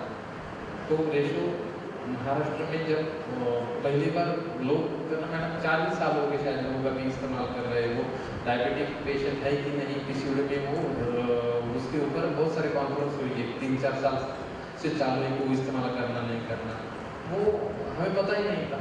अभी मैडम को बताने के बाद मैंने पूरी, मुझे याद आया अपने एक MBBS की कॉन्फ्रेंस में मुझे बुलाया था लेक्चर के लिए। वहाँ पे एक गायनेकोलॉजिस्ट मैडम ने इसके बारे में बताया था, तो मुझे वो रिकॉल हुआ, मैं पढ़ने लगा। तो ऐसा नहीं है कि हम कंटिन्यूस वो लर्निंग फेज में होते हैं। मोटे सर 98 उम्र में कहते थे तुझ्याकडे काही नॉलेज असेल तर मला दे। इसका मतलब तेरे पास कुछ अगर नॉलेज है तो मुझे सिखा के जा। 98 उम्र का आदमी बोलता है। तो देखिएगा कंटिन्यूस लर्निंग प्रोसेस होती है। तो यू मस्ट स्टडी, बैठे बैठे स्टडी करनी चाहिए। जैसे बैठे बैठे व्हाट्सअप इंस्टाग्राम निकालते हैं, तो बैठे बैठे कम से कम डेली कुछ ना कुछ नॉलेज अपडेट होना चाहिए। एक ज्ञानेश्वरी नाम का ग्रंथ है, उस पर लिखा है कि एक तरी ओवी अनुभवावी, जो भी हमारा श्लोक लिखा है, एक कम से कम डेली उसका एक्सपीरियंस लेना चाहिए, ऐसा उसका वर्णन है। तो ये सारी थ्योरेटिकल बातें हो गई, सीधा सीधा प्रैक्टिकल की तरफ जाते हैं, जो आपको सर्विस सेना का भी पता होना चाहिए। अगर आप सर्जन हो तो मुझे बताने की ज़रूरत नहीं है, सर्जरी वाले लोगों को पता होता है कि कहाँ क्या क्या होता है। अगर आप सर्जन नहीं हो, कभी सर्जरी के ऊपर इतना ध्यान नहीं दिया है, तो service anatomy is very important. क्योंकि आप किसी के ऊपर कार्य कर रहे हो तो सर्जरी करते समय जो बताया जाता है, युद्ध कर्म और अग्निकर्म ये अनुशस्त्र है। तो सारे सर्जरी के प्रोटोकॉल जो आजकल आए वो किए जाने चाहिए। जैसे कि आपको कंसेंट हर एक पेशेंट के लिए है कि आपके ऊपर ये मैं युद्ध कर्म कर रहा हूँ, आपके ऊपर ये अग्निकर्म कर रहा हूँ, आपके ऊपर वस्ती कर्म कर रहा हूँ, आपके ऊपर पंचकर्म कर रहा हूँ, ये सारे आपको मैंने बताया है, आपने मुझे अनुमति दी है और मैं आपके ऊपर कर रहा हूँ। ये सारे protocol dos and don'ts is very important in this modern era. आपको ये सब करने चाहिए, और ये करने के बाद आपको पता होनी चाहिए अलग अलग प्रकार से हम कैसे प्रोसीजर करते हैं, वो भी एक्सप्लेनेशन देना चाहिए। वो मैं डिटेल थ्योरेटिकल बातें नहीं बता रहा हूँ। अब शरीर में 4 ऐसी जगह पे मर्म है जिसको क्षिप्र नाम बताया गया है। जैसे क्षिप्र यानी बहुत जल्दी, स्पीड से। तो क्षिप्र मर्म पादस्य अनुष्ठेय अंगुले मध्ये क्षिप्रम नाम तत्त्वविद्यस्य आक्षेपकनं मर्मम, ऐसा वर्णन आया है। पादस्य और हस्तस्य, हस्त के अंगुष्ठ अंगुली मध्य क्षिप्रम नाम मर्म है, वो भी डॉर्सल साइड से।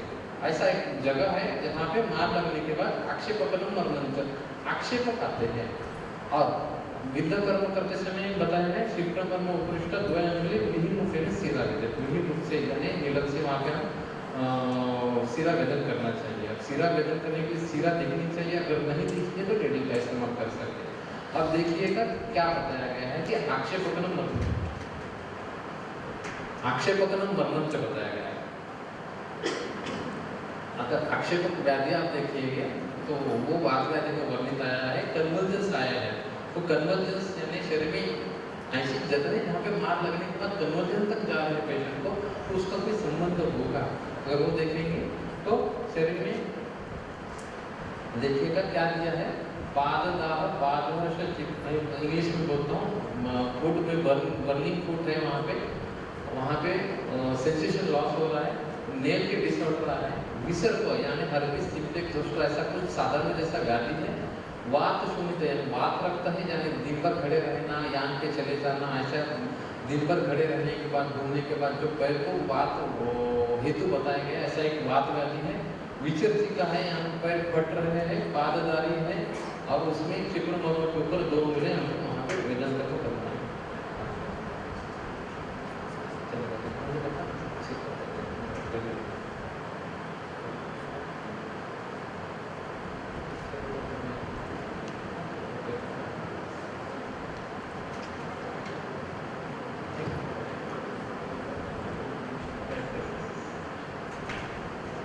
तो पाददाह पादहस्त विसर्ग ऐसे जगह पे वहाँ पे हमें वेदन कर्म करना है। कहाँ पे करना है? पादस्य अंगुष्ठ क्षिप्रना, उसके ऊपर दो अंगुली उसके ऊपर हमें वेदन कर्म करना है। वो कालांतर नाम होना है, स्नायु वर्म है वहाँ पे, और सौम्य अग्नि है वहाँ पे। तो वो कैसे किया जाता है? प्रोफेसर जब कर रहे थे तभी का हमने वीडियो में बता रहा हूँ। वहाँ पे डीप पेरोनियम डॉर्सलिस पेडालिस आर्टरी ऐसे वहाँ पे एनाटॉमी मिलती है, लेकिन पादस्य अंगुष्ठ अंगुली क्षिप्रम नाम, देखिएगा पैर के नीचे से है, हाथ के इस भाग से है मर्म, उसके एक साइड से हमें वेंट्रल साइड से नहीं, डॉर्सल साइड से हमें वेदन कर्म करना है। तो अंगुष्ठ अंगुली मध्य, अंगुष्ठ और अंगुली मध्य नाम क्षिप्र, अंगुष्ठ अंगुली मध्य नाम क्षिप्र, तत्र विद्यस्य आक्षेपण मर्मांच। तो इसके ऊपर दो अंगुली हम यहाँ पे वेदन कर्म करें। तो आपका ऐसा इधर वर्म है ऐसा नहीं बताऊंगा, अंगुली मध्य है तो 3D टाइप में अगर हम विजुअलाइज करते हैं तो हमें ये दिखाई देगा। तो ये कहाँ पे हमने इस्तेमाल किया है? तो वातज व्याधि में काम में आता है, जो हमारे डिफरेंट वातज व्याधि बताए गए या लक्षण बताए गए हैं। जैसे संसर्ग व्यास में जो स्वाप साधुरूप वेगनम तंगांगम संकुच वर्धवर्धन दर्शनम कंप पौरुष शोष शोष स्पंदन वेष्टनम संस्कृत का श्लोक है, लेकिन मैं ट्रांसलेट करता हूँ कि जैसे कि स्टिफनेस है लेग में, जॉइंट में स्टिफनेस है, लेकिन सामता नहीं है, निरंता यानी वहाँ पे गर्म नहीं है, वहाँ पे सिंपल आर्थराइटिस हमें दिखाई दे रहा है। ऐसे समय में सब जगह पे जहाँ पे ट्रोमा हो चुका है, वहाँ का आघात हो चुका है, फ्रैक्चर पहले था, बाद में स्तंभ आया है, आघात लगा है, ऐसे समय पे वहाँ पे क्षिप्र का 2 अंगुलियों में वेदन कर्म वहाँ पे किया जाता है। दूसरा वेदन कर्म आता है जानुसंधि के ऊपर अथवा चतुर अंगुली गुद्राशय में विश्वाचार, यानी एल्बो जॉइंट और नी जॉइंट के ऊपर और नीचे 4 अंगुली किसके? पेशेंट के 4 अंगुली वहाँ पे वेदन कर्म किया जाता है। जैसे कि पेशेंट सेमी फ्लेक्सिबल पोजीशन में होना चाहिए, वहाँ पे वेदन कर्म किया जाता है। एग्जैक्टली बताऊंगा। और एल्बो जॉइंट को लैटरली, पार्श्वता मीन्स लैटरली, पार्श्वता मीन्स लैटरली, दोनों हाथ और पैर को लैटरली किया जाता है। ये वेदन कर्म एग्जैक्टली मैं बताता हूँ। ये प्रोफेसर कर रहे हैं लैटरली, सिंपल, जहाँ से एल्बो जॉइंट के ऊपर और नीचे 4 अंगुली वेदन कर्म किया जाता है। अभी कहाँ इस्तेमाल करता है मैं बता रहा हूँ। और पैर में नी जॉइंट के ऊपर और नीचे 4 अंगुली। अब देखिएगा, जानुसंधि से अधोपरि वा शब्द का बहुत इंपॉर्टेंट है। आयुर्वेद में विस्तार भय होता है, बहुत ज़्यादा डिटेल में लिखा नहीं जाता संस्कृत में, विस्तार भय की वजह से। वा शब्द यानी रुद्रसी में कफ आता है तो ऊपर ही अधो करना है, और वात कफ जो तो अधोपरि करना है। ये देखने अगर किसी को ध्यान में रखना तो ये ध्यान में रखना। पेशेंट के ऊपर, पेशेंट आया, पेशेंट का फोन आया, सर ऐसा मुझे दर्द हो रहा है, मैं कल तक चल रहा था, अभी इतना स्टिफनेस आ रहा है, मुझे डिफिकल्ट, मुझे बैठ भी नहीं पा रहा हूँ। मैंने पेन किलर लिया है, मैंने सारे टेस्ट भी करवाया है, और मेरे यहाँ पे लंबार में, मेरे यहाँ पे L4 L5 के यहाँ पे डिस्क बल्जिंग है, और मेरा मसल कुछ फुल हुआ है। मैंने ट्रैक्शन दिया है 2 दिन तक, लेकिन मुझे कुछ बदलाव नहीं आ रहा है। लेकिन मैंने इंजेक्टेबल लिया है, पेन किलर का इंजेक्शन लेने के बाद मैं थोड़ा खड़ा रह पाया हूँ। अब लेकिन मुझे उस स्टिफनेस समझ में आ रहा, मेरे शरीर में बल नहीं है, मैं क्या करूँ? अब ऐसे समय में सिंपल है, हम कहते हैं कि पेशेंट आ जाइएगा, आने के बाद हम चिकित्सा करेंगे। जैसे ही पेशेंट आया, पेशेंट में क्या करेंगे, जानुसंधि अधोपरि वेदन कर्म किया, लेकिन आयुर्वेद का भाव हो गया। हमें एलोपैथी या हमें मॉडर्न साइंस से बताता है कि साइटिक नर्व की इन्वॉल्वमेंट है। तो साइटिक नर्व का ओरिजिन कहाँ से होता है? साइटिक नर्व का ओरिजिन होता है L2 S1 यहाँ से होता है। तो उसके रूट्स बताए गए हैं, तो रूट्स में आगे बताऊंगा। तो रूट्स के ऊपर अग्निकर्म करते हैं। तो देखिएगा, मैंने सुवर्णशला का बताते समय उसका 4 एम ही क्यों इम्पोर्टेंट है मैं बताता हूँ। मुझे सर ने बताया कि आप सुवर्णशला का बनाओ। मैंने सुवर्णशला का बना के ज्वेलरी के पास गया, मैंने सुवर्णशला का बनाई। सर ने वर्नियर कैलेंडर से चेक किया, अरे नहीं सेरा 4.5 mm हो गया, ये वापस कर गया, तो उसका गोल अच्छा ठीक कर गया। तो मैंने फिर से गया तो 4.2 हुई, 4.2। सर नहीं, ये थोड़ा सा 0.2 ज़्यादा हो गया, वापस जा। तो मैंने पूछा सर को, सर इतना इंपॉर्टेंट है, हमें तो सुवर्णशला का टच करनी है, और वो बॉडी को कहाँ पता चलेगा 4.2 4 mm और 5 mm? सर ने कहा बॉडी को नहीं पता चलेगा, लेकिन जब डिस्क डिजेनरेट हो जाती है, डिस्क की लेवल जो होती है वो 14 mm की होती है साइज, और जब डीजनरेट होती है, डीजनरेट होने के बाद वहाँ पे सर एनाटॉमिकली हमें वो एक्सेस सिर्फ 4 mm का मिलता है। If your shalaka is 4 mm then you can do accurate viddhakarma agnikarma in this process. और आपके पेशेंट के ऊपर जो न्यूराइटिस आया है या मसल का प्रेशर की वजह से जो नर्व कंडक्शन में डिफरेंशिएशन आ रहा है वो अग्निकर्म से काफ़ी ठीक होगा। तो ये बात ध्यान में रखना कि छोटी छोटी बातें हैं ग्रंथ में इम्पोर्टेंट दी जाती हैं, तो उसके बारे में हम करना है। तो यहाँ पे रुद्रसी पेशेंट को चलने में दिक्कत हो रही थी, रुद्रवत चलती थी रुद्रसी। रुद्रसी यानी क्या है? पीक पूर्वा कटी पृष्ठ गुरु जानो जगह पदम प्रभात, पेन की जो है सीक्वेंसिंग कहाँ से जा रहा है। तो हर साइटिका का पेशेंट रुद्रसी हो सकता है, लेकिन हर रुद्रसी का पेशेंट साइटिका होगा ही नहीं, ये हम बता नहीं सकते, अलग अलग हो सकता है। जैसे कभी कभी घुटने को मार लगाए फिर भी वो रुद्रवत चलती, ऐसा हो सकता है। हर इसमें रुद्रवत चलती आ गया तो जानो संधि के ऊपर और नीचे 4 अंगुल ऐसा हमें दिया गया है विद्या और अग्निकर्म। लेकिन अगर हमें रिपोर्ट में आ गया तो हम वहाँ पे अग्निकर्म करते हैं। और वहाँ पे पैरास्पाइनल मसल्स का जो 4 mm का गैप हमें मिलता है, वहाँ से अगर हम एक्यूरेट अग्निकर्म करते हैं तो साइटिक नर्व के ऊपर न्यूराइटिस से जो हमें दूर होते हुए मिलता है। एक भी यहाँ पे एक ऐसी कंडीशन है, एंटीरियर सुपरइलियाक स्पाइन और सैक्रल प्रोमोटर, इनका अगर 45 डिग्री का एंगल लेते हैं तो ये हमें साइटिक नॉच का हमें डायरेक्शन मिलता है। और साइटिक नॉच में अगर हम अग्निकर्म करते हैं तो पूरी साइटिका नर्व के ऊपर जो न्यूराइटिस आ चुका है, स्वेलिंग आ चुकी है, वो हमें 1 सेकंड से हमें कम होते हुए मिलती है। तो पेशेंट को चलने में दिक्कत थी और उसी दिन करते समय पेशेंट को रिलीफ आ गया। और जस्ट 3 अग्निकर्म विद्याकर्म 3 डेज हम करने पर patient was very active at, मैंने रात 12:30 बजे वीडियो निकाला, पेशेंट वो मंत्रालय से आया था, हमें इतना बड़ा सा टीवी गिफ्ट करके चले गया। मुझे ये बताता है कि चिकित्सा नास्ति निष्फला, तो वो हमें फायदा देता है, हमें वो एक्यूरेट करने के बाद। विश्वाची प्रबुद्धेश्वर बाधदाहेश्वरी यथायुक्तम चिरा विद्वा वात वैधिवत उपाचार्य, वात वैधिवत बताया गया है विश्वाची। अब यहाँ पे हमारे जो ट्रेपेजिस की बॉर्डर है वहाँ पे 3 प्रकार से विद्याकर्म किया जाता है। मैं कॉमनली विद्याकर्म बता रहा हूँ। वैसे गोटे सर देखिएगा 98 ईयर्स का हाथ है, लेकिन कंप हो रहा है क्या? नहीं हो रहा है। ना अति द्रुतम है क्या? नहीं। ना अति स्लो है क्या? नहीं है। तो शस्त्र पकड़ना, शस्त्र की आदत डालना बहुत इंपॉर्टेंट है। इससे योगाभ्यास करना है। अगर आप कल जल्दी आते हो तो हम योगाभ्यास करवा देंगे। छोटे छोटे पत्ते लेके आना है, मैं नीडल दूंगा आपको, नीडल से पत्ते निकालना, नीडल से फल के कवर निकालना है। अगर हम योगाभ्यास करोगे तो आपको हाथ में नीडल बैठ जाएगी। बहुत इंपॉर्टेंट होता है कि हाथ में शस्त्र बैठ जाएगा।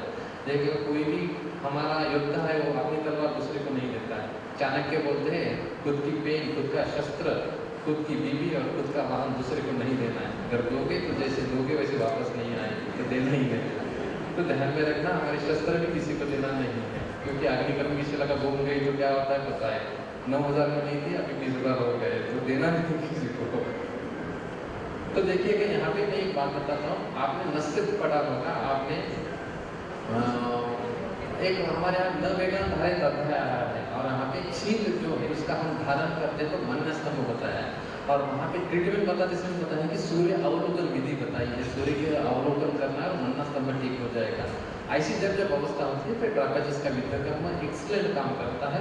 और वहाँ पे अगर कफवातज अवरोध मिलता है तो प्रथमन नस्य करने के बाद ये करने के बाद बहुत अच्छा रिजल्ट आता है। जिह्वा वेदन करना, जिह्वा रोगेशु, देखो विस्तार पर है ग्रंथ को, ग्रंथ ने क्या बताया है, जिह्वा रोगेशु अधो जिह्वायां दंत व्याधिषु च, दंत व्याधि कौन से और जिह्वा विकार कौन से, आप निदान स्थान में पढ़ लेना।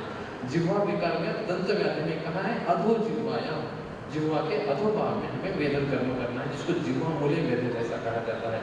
वेदन किससे करना है? नीडल से। वेदन हमें यहाँ पे रक्त मोशन करने के लिए हमें थोड़ी वहाँ पे 64 तोला में मात्रा में हमें ब्लड निकालना है। हमें स्रोत छोटा है तो हमें सिर्फ वेदन कर्म करना है। ऐसा वेदन कर्म करने के बाद हमें वहाँ पे जिह्वा रोग से आते हैं, छोटे बच्चों को जिह्वा रोग पकड़ेंगे जिनको शब्द स्पष्ट नहीं आते। मेरे क्लिनिक में जो लाइन होती है उसमें से बच्चों को अगर स्पीच नहीं आ रही है तो जिह्वा मूले वेदन करेंगे, 15-20 वेदन करने के बाद स्पीच शुरू हो जाती है। जिह्वा जड़त हुआ है, पैरालिसिस हुआ है, जिह्वा स्तंभ हो चुका है, काम में आता है। स्टोमेटाइटिस है, 1 या 2 विद्याकर्म से चले जाता है। टेस्ट नहीं आ रही है, जिह्वा रोग है, वहाँ पे विद्याकर्म से टेस्ट आती है। तो जिह्वा रोग के जिह्वा मूले वेदन है।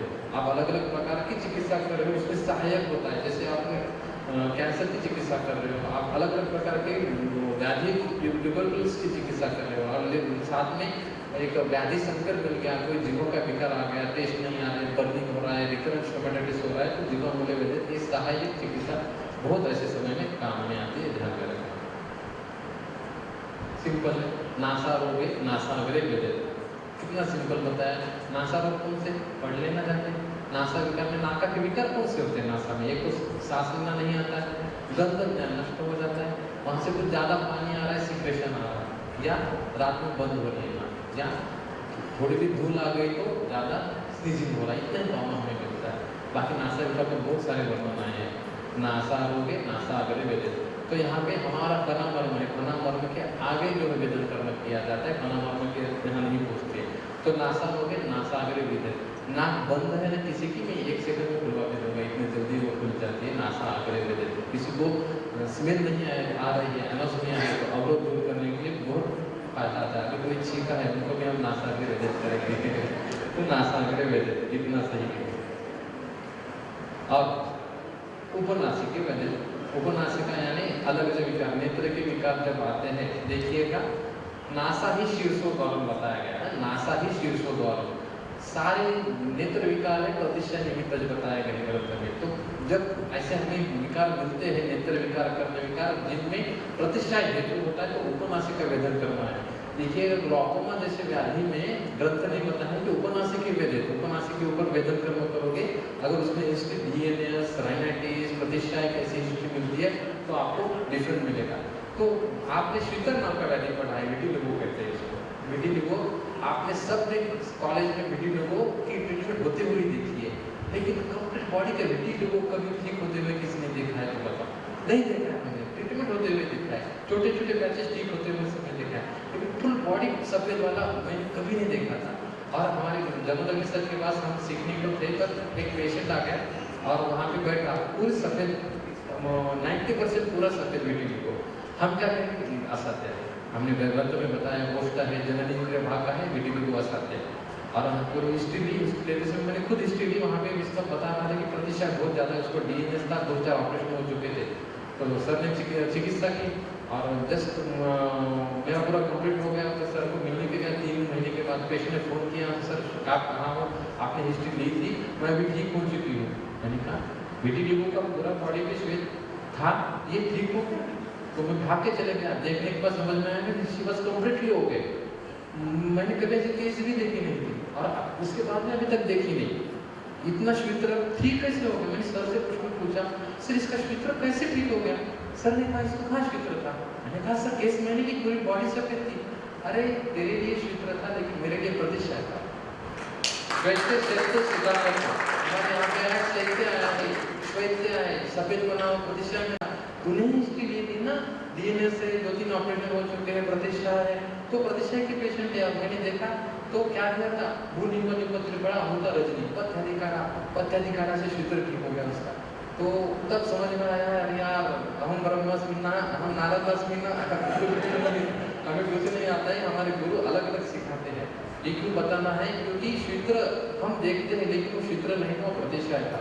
तो ऐसे समय में जब हम उपनासिक के वेदन कर्म करते हैं तब समझ में आता है कि अरे यार ग्लॉकोमा में ये क्यों पॉइंट किया हमारे यहाँ पे अधिमंत में क्यों बताया है कि उपनासिका के यहाँ पे वेदन कर्म करो, यहाँ पे जलों का अवसर क्यों करो, ऐसे बताया ये समझ में आता है। तो हमें ऐसा ढूंढने को हमें ग्रंथ बताता है कि ऐसा ऐसा आप डिफरेंट ढूंढो, ये ध्यान में रखना। अब मैंने बताया आपने किया, नाक बंद है, आपने पेशेंट को किया, ठीक नहीं हुआ तो फिर एक मैं गलत है या ग्रंथ गलत है? तो ग्रंथ कभी गलत नहीं होते, मैं डेफिनेटली गलत हो सकता हूँ, लेकिन वो नाक खोल के देखिएगा वहाँ पे क्या हो सकता है, आपको अलग अलग पॉलिप दिख सकते हैं। तो देखिएगा वहाँ पे वात पित्त जब जब विकार आते हैं, जब जब शुक्र के उष्ण शुक्र का संप्राप्ति जब जब आती है तब वेदन कर्म बहुत सही काम करता है। लेकिन अवरोधात्मक संप्राप्ति आती है, देखिए यहाँ पे सफेद दिख रहा है, वो नाक में कभी सफेद नहीं दिखता, रेडिश दिखता है, वो टर्मिनेट होती है, लेकिन सफेद दिखने लगा तो नेजल पॉलिप होते हैं, तो वहाँ पे वेदन कर्म बिल्कुल काम ही नहीं करेगा। और चंद्र कुमार सर ने तो बोला है कि कर्म काम करता है, तो वात पित्तज नहीं करता है, पित्त वातज भी करता है, लेकिन कफ वातज अवरोध होता है तो वहाँ पे सीधा सीधा भल्ला तक इस्तेमाल किया जाता है। भल्ला तक ऐसा द्रव्य है जो कफवात का ऐसा एक भी निबंध नहीं है जो भल्ला तक न हमने चरक चिकित्सा सामाजिकरण अध्याय में बताया गया है। तो प्रेस करने के बाद सीधा सीधा वहाँ पे भल्ला तक तेल निकलता है और सिंपल 1 ड्रॉप ऑफ भल्ला तक इज सफिशिएंट वहाँ पे वो लगाने से वो पॉलिप दूर करने के लिए बहुत सफिशिएंट होता है। तो भल्ला तक लेना है और वो कॉटन पे लेने के बाद आप ईयरबड्स होते हैं उसके ऊपर भल्ला तक लेके सिंपली टच करोगे तो वो पॉलिप से धीरे धीरे कम होते जाता है। अगर पित्तज वातज संप्राप्ति लगती है, रक्त संप्राप्ति लगती है तो विद्यकर्म है, विद्यकर्म से नहीं हुआ है भल्ला तक का इस्तेमाल करना है। लेकिन भल्ला तक क्या है, डेंजर है ना, विस्फोट आता है ऐसा हमें लगता है। तो एक ध्यान में रखना, भल्ला तक म्यूकोजा को तकलीफ नहीं देता है, ऊपरी भाग को तकलीफ देता है, डिस्टर्स करता है, जब भी म्यूकोजा को तकलीफ नहीं देता है। हमारे यहाँ पे वर्तमान भल्ला तक के योग है, भल्ला तक वैद्य थे योग जोशी सर के पुणे में, वो भल्ला तक हर एक पेशेंट के ऊपर इस्तेमाल करते थे। राबो Gupte sir as a chemotherapy वर्तमान भल्ला तक इस्तेमाल करते थे। 1 2 3 4 5 6 15 तक भल्ला तक सुबह दोपहर शाम देना, फिर से रिड्यूस करते आना, ऐसा वो इस्तेमाल करते थे। तो डरना नहीं है, कफवातज विल्पर में दिख रहा है तो भल्ला तक का इस्तेमाल कर सकते हैं। मोस्ट बेनिफिशियल विद्यकर्म जनरल प्रैक्टिस, आप कहीं पे भी इंडिया में कहीं भी बैठे हो वहाँ पे अनुष्टमूल वेदन का उपयोग होता है। अनुष्टमूल वेदन देखिएगा, यहाँ पे एक पैर में ऐसी जगह है जहाँ पे वेदन कर्म करने के बाद हमें मूत्र विकार अश्मरी के ऊपर काम में आता है। तो यहाँ पे मैं थोड़ा सा पॉज करता हूँ। अब यहाँ पे हाँ, सिल्वर रिंग पहनाई जाती है शादी के बाद, शादी के पहले नहीं होती है। पहले शादियाँ होती थी, 10 साल के पहले छोटी बच्ची की शादी होती थी और घर में लोग खाते थे और बाहर टॉयलेट बाथरूम के लिए जाते थे। आज उल्टा है, बाहर खाते घर में टॉयलेट बाथरूम बन गया है। तो पहले वेग धारण बहुत ज़्यादा होता था, शादी के बाद वो वेग धारण और बढ़ता था, इन्फेक्टिव पैथोलॉजी बढ़ती थी। तो जब जब शादी होती है तो वो सिल्वर रिंग पहनाई जाती है। वो रिंग जहाँ पे टच करते हैं दैट इज अनुष्टमूल, हमारा पॉइंट है अनुष्टमूले वेदन, वो हमारा पॉइंट है शादी के बाद लगाया जाता है। तो इससे क्या होगा, इससे मूत्र विकार मूत्रदाह अश्मरी इसमें तुरंत फायदा मिलता है। तुरंत अगर वेदन कर्म करते हैं तो तुरंत फायदा मिलेगा। अंग विपर्यास, लेफ्ट में अगर अश्मरी है तो राइट के अनुष्टमूल पे वेदन कर्म करना है, राइट में अश्मरी है तो लेफ्ट के अनुष्टमूल पे ऊपर वेदन कर्म करना है। मैंने सर को कहा, सर पेशेंट आ रहे तड़क तड़क के आ रहे, पेशेंट को विदन कर्म कर रहे, पेशेंट बाहर बैठे से बोल रहा है ठीक लग रहा है, प्रश्न ये है मेरा मन नहीं मान रहा है, सर स्टोन तो किडनी में बैठ रहा है, हम पैर पे विदन कर्म कर रहे हैं, इसका क्या लेना देना। सर ने कहा ठीक है, हम ये साइंटिफिक तरीके से समझ लेंगे। हमारे सर के क्लिनिक के बाजू में ही ओसवाल सोनोग्राफी सेंटर है, आज भी सोनोग्राफी का सेंटर है वहाँ पे। तो वहाँ पे हमने पेशेंट को लेके गए सर, वहाँ पे पेशेंट को लेके जाने के बाद सोनोग्राफी कर रहे हैं और अनुष्टमूल वेदन, दोनों अनुष्टमूल के ऊपर हमने वेदन करना किया। तो वहाँ पे ऐसे दिखाई देता है कि जो पेरिस्टाल्सिस मूवमेंट है यूनिट, हमें अगर 1 मिनट में 3 या 4 हमें पेरिस्टाल्सिस मूवमेंट मिलती है तो वो चली जाती है 12 से 15 तक, इंटू 3 इंटू 4 तक वो पेरिस्टाल्सिस मूवमेंट चली जाती है। तो ध्यान रखना कभी भी resting stone doesn't pain, stone ऐसा बैठा है पेन कभी नहीं करता है, मूवमेंट करने वाला स्टोन ही पेन करता है। तो जब स्क्रैच कर रहा है, छोटा स्टोन है वातज है, मिडल स्टोन है बर्निंग है, वोमिटिंग है, पित्तज है, और बहुत बड़ा स्टोन है 2 साल से 4 साल से बैठना है, तकलीफ नहीं दे रहा है, तो कफज ऐसा अगर हम समझ के करेंगे तो जो दर्द कर रहा है ऐसे समय में अनुष्टमूल वेदन अंग विपर्यास, लेफ्ट को है तो राइट को, राइट को है तो लेफ्ट को, ऐसा अगर हम करेंगे तो पेशेंट को इंस्टेंट पेन मैनेजमेंट हमें वहाँ पे मिलता है। अब अनुष्टमूल वेदन ये है, इसका थोड़ा सा एक्यूरेसी के पीछे जाएगा। अब ये पैर है, अब मीडियल लैटर इसमें बहुत गड़बड़ होती है, जितने भी बार मैं बताता हूँ हर व्यक्ति गड़बड़ करता है, इसलिए मैंने ये परफेक्ट वीडियो बनाया है इसके लिए। देखिएगा अंगुष्ठ है, अंगुष्ठ में हमारे लैटरल ये पार्श्वतः लैटरल पार्ट ऑफ अंगुष्ठ यहाँ पे वेदन कर्म करना है, तो ये मिस ना होना चाहिए इसलिए बता रहा हूँ। ये मीडियल है और ये लैटरल है, ये पैर का मीडियल पार्ट है, लैटरल पार्ट है। तो ये हमारा नाखून जो है, ये नाखून इसका लैटरल जो है ये होगा मीडियल और ये हो गया लैटरल। ये लैटरल हम ऐसी रेखा खींचते हैं और उसका फर्स्ट फोल्ड जो है हमारे अनुष्ठ का फर्स्ट फोल्ड जो है इसके बीच में का जो पॉइंट है दैट इज आवर अनुष्टमूल, फर्स्ट फोल्ड और ये लैटरल वाला पार्ट जो है जहाँ पे टच होता है, इसके एग्जैक्टली मिडिल पॉइंट इज अनुष्टमूल वेदन। थोड़ा ऊपर नीचे हो गया तो पेरिस्टाल्सिस मूवमेंट बहुत कम हो जाती है। तो एक्यूरेट अगर करेंगे इसके ऊपर सर के 2 स्टूडेंट ने एमडी का थीसिस बनाया है कि कितनी मूवमेंट होती है पेरिस्टाल्सिस मूवमेंट, 1 मिनट में कितनी बढ़ती है, वात वाले व्यक्ति की कितनी बढ़ती है, अश्मरी में कितनी बढ़ती है, इसके ऊपर थीसिस बन चुके हैं। तो ये नहीं करना, ये मीडियल हो गया, ये भी अनुष्टमूल नहीं है, ये भी अनुष्टमूल नहीं है। Anatomically that is the correct point, जहाँ पे ये सिल्वर रिंग टच होती है वहाँ पे ये अनुष्टुप्ल, क्योंकि ना भूल जाए कभी भी आपको पेशेंट आ जाएगा एग्जैक्टली दैट अनुष्टुप्ल के ऊपर आप वेदन कर्म करेंगे तो मूत्रदाह, मूत्र अश्मरी एग्जैक्टली वृद्धि में आया, हर्निएशन में आ गया, तो इनडायरेक्ट इक्वाइडल हर्निया है पेशेंट को, तो ये पॉइंट बहुत अच्छी तरह से काम करता है। हर्निएशन अगर डायरेक्ट है तो सर्जरी के लिए बोला जाता है, लेकिन अगर कोई वश कारण हम सर्जरी नहीं कर पाते या तो सर्जरी के लिए फिट नहीं है तो ये विद्याकर्म अग्निकर्म बहुत अच्छी तरह से काम में आता है। ग्रंथ में क्या दिया है, यही छेदन करना है, यहाँ पे छेदन करके उसकी सेव के ऊपर निकाल के उसको अग्निकर्म करना है। तो हम हर एक पेशेंट का तो नहीं कर सकते, इसलिए विद्याकर्म करने के बाद वहीं के ऊपर अग्निकर्म करते हैं और उसका लाभ जो है आपको प्रैक्टिस बदल देगा, इतना लाभ होता है। पेशेंट ऐसे स्टोन लेके आता है, स्टोन लेके आते हैं पेशेंट इतने सारे। एक पेशेंट ने तीन महीने पहले की बात है, दिवाली में उसको हमने विद्याकर्म में किया था, औरंगाबाद में चली गई, संभाजी नगर उसको कहते, वहाँ जाने का फोन किया, सर मैं रात में जब गई अब मुझे लगा कुछ आ रहा है, तो हमारा आटा छानने की वो चालनी बोलते हैं उसको, उसके ऊपर उसने यूरिन किया और उसमें स्टोन लेके आ गई।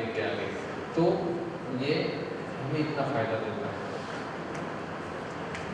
अनुसंधि वेदन करना, अनुसंधि अनुवास्ति वेदन, अब अनुसंधि यानी टेम्पोरोमैंडिबुलर जॉइंट है, अनुवास्ति यहाँ पे अनुवास्ति है कि यहाँ पे वहाँ पे एक वेदन कर्म का उल्लेख है, गल विकार में आया है, गल शुद्धि में आया, वो मैं आगे जरूर बताता हूँ।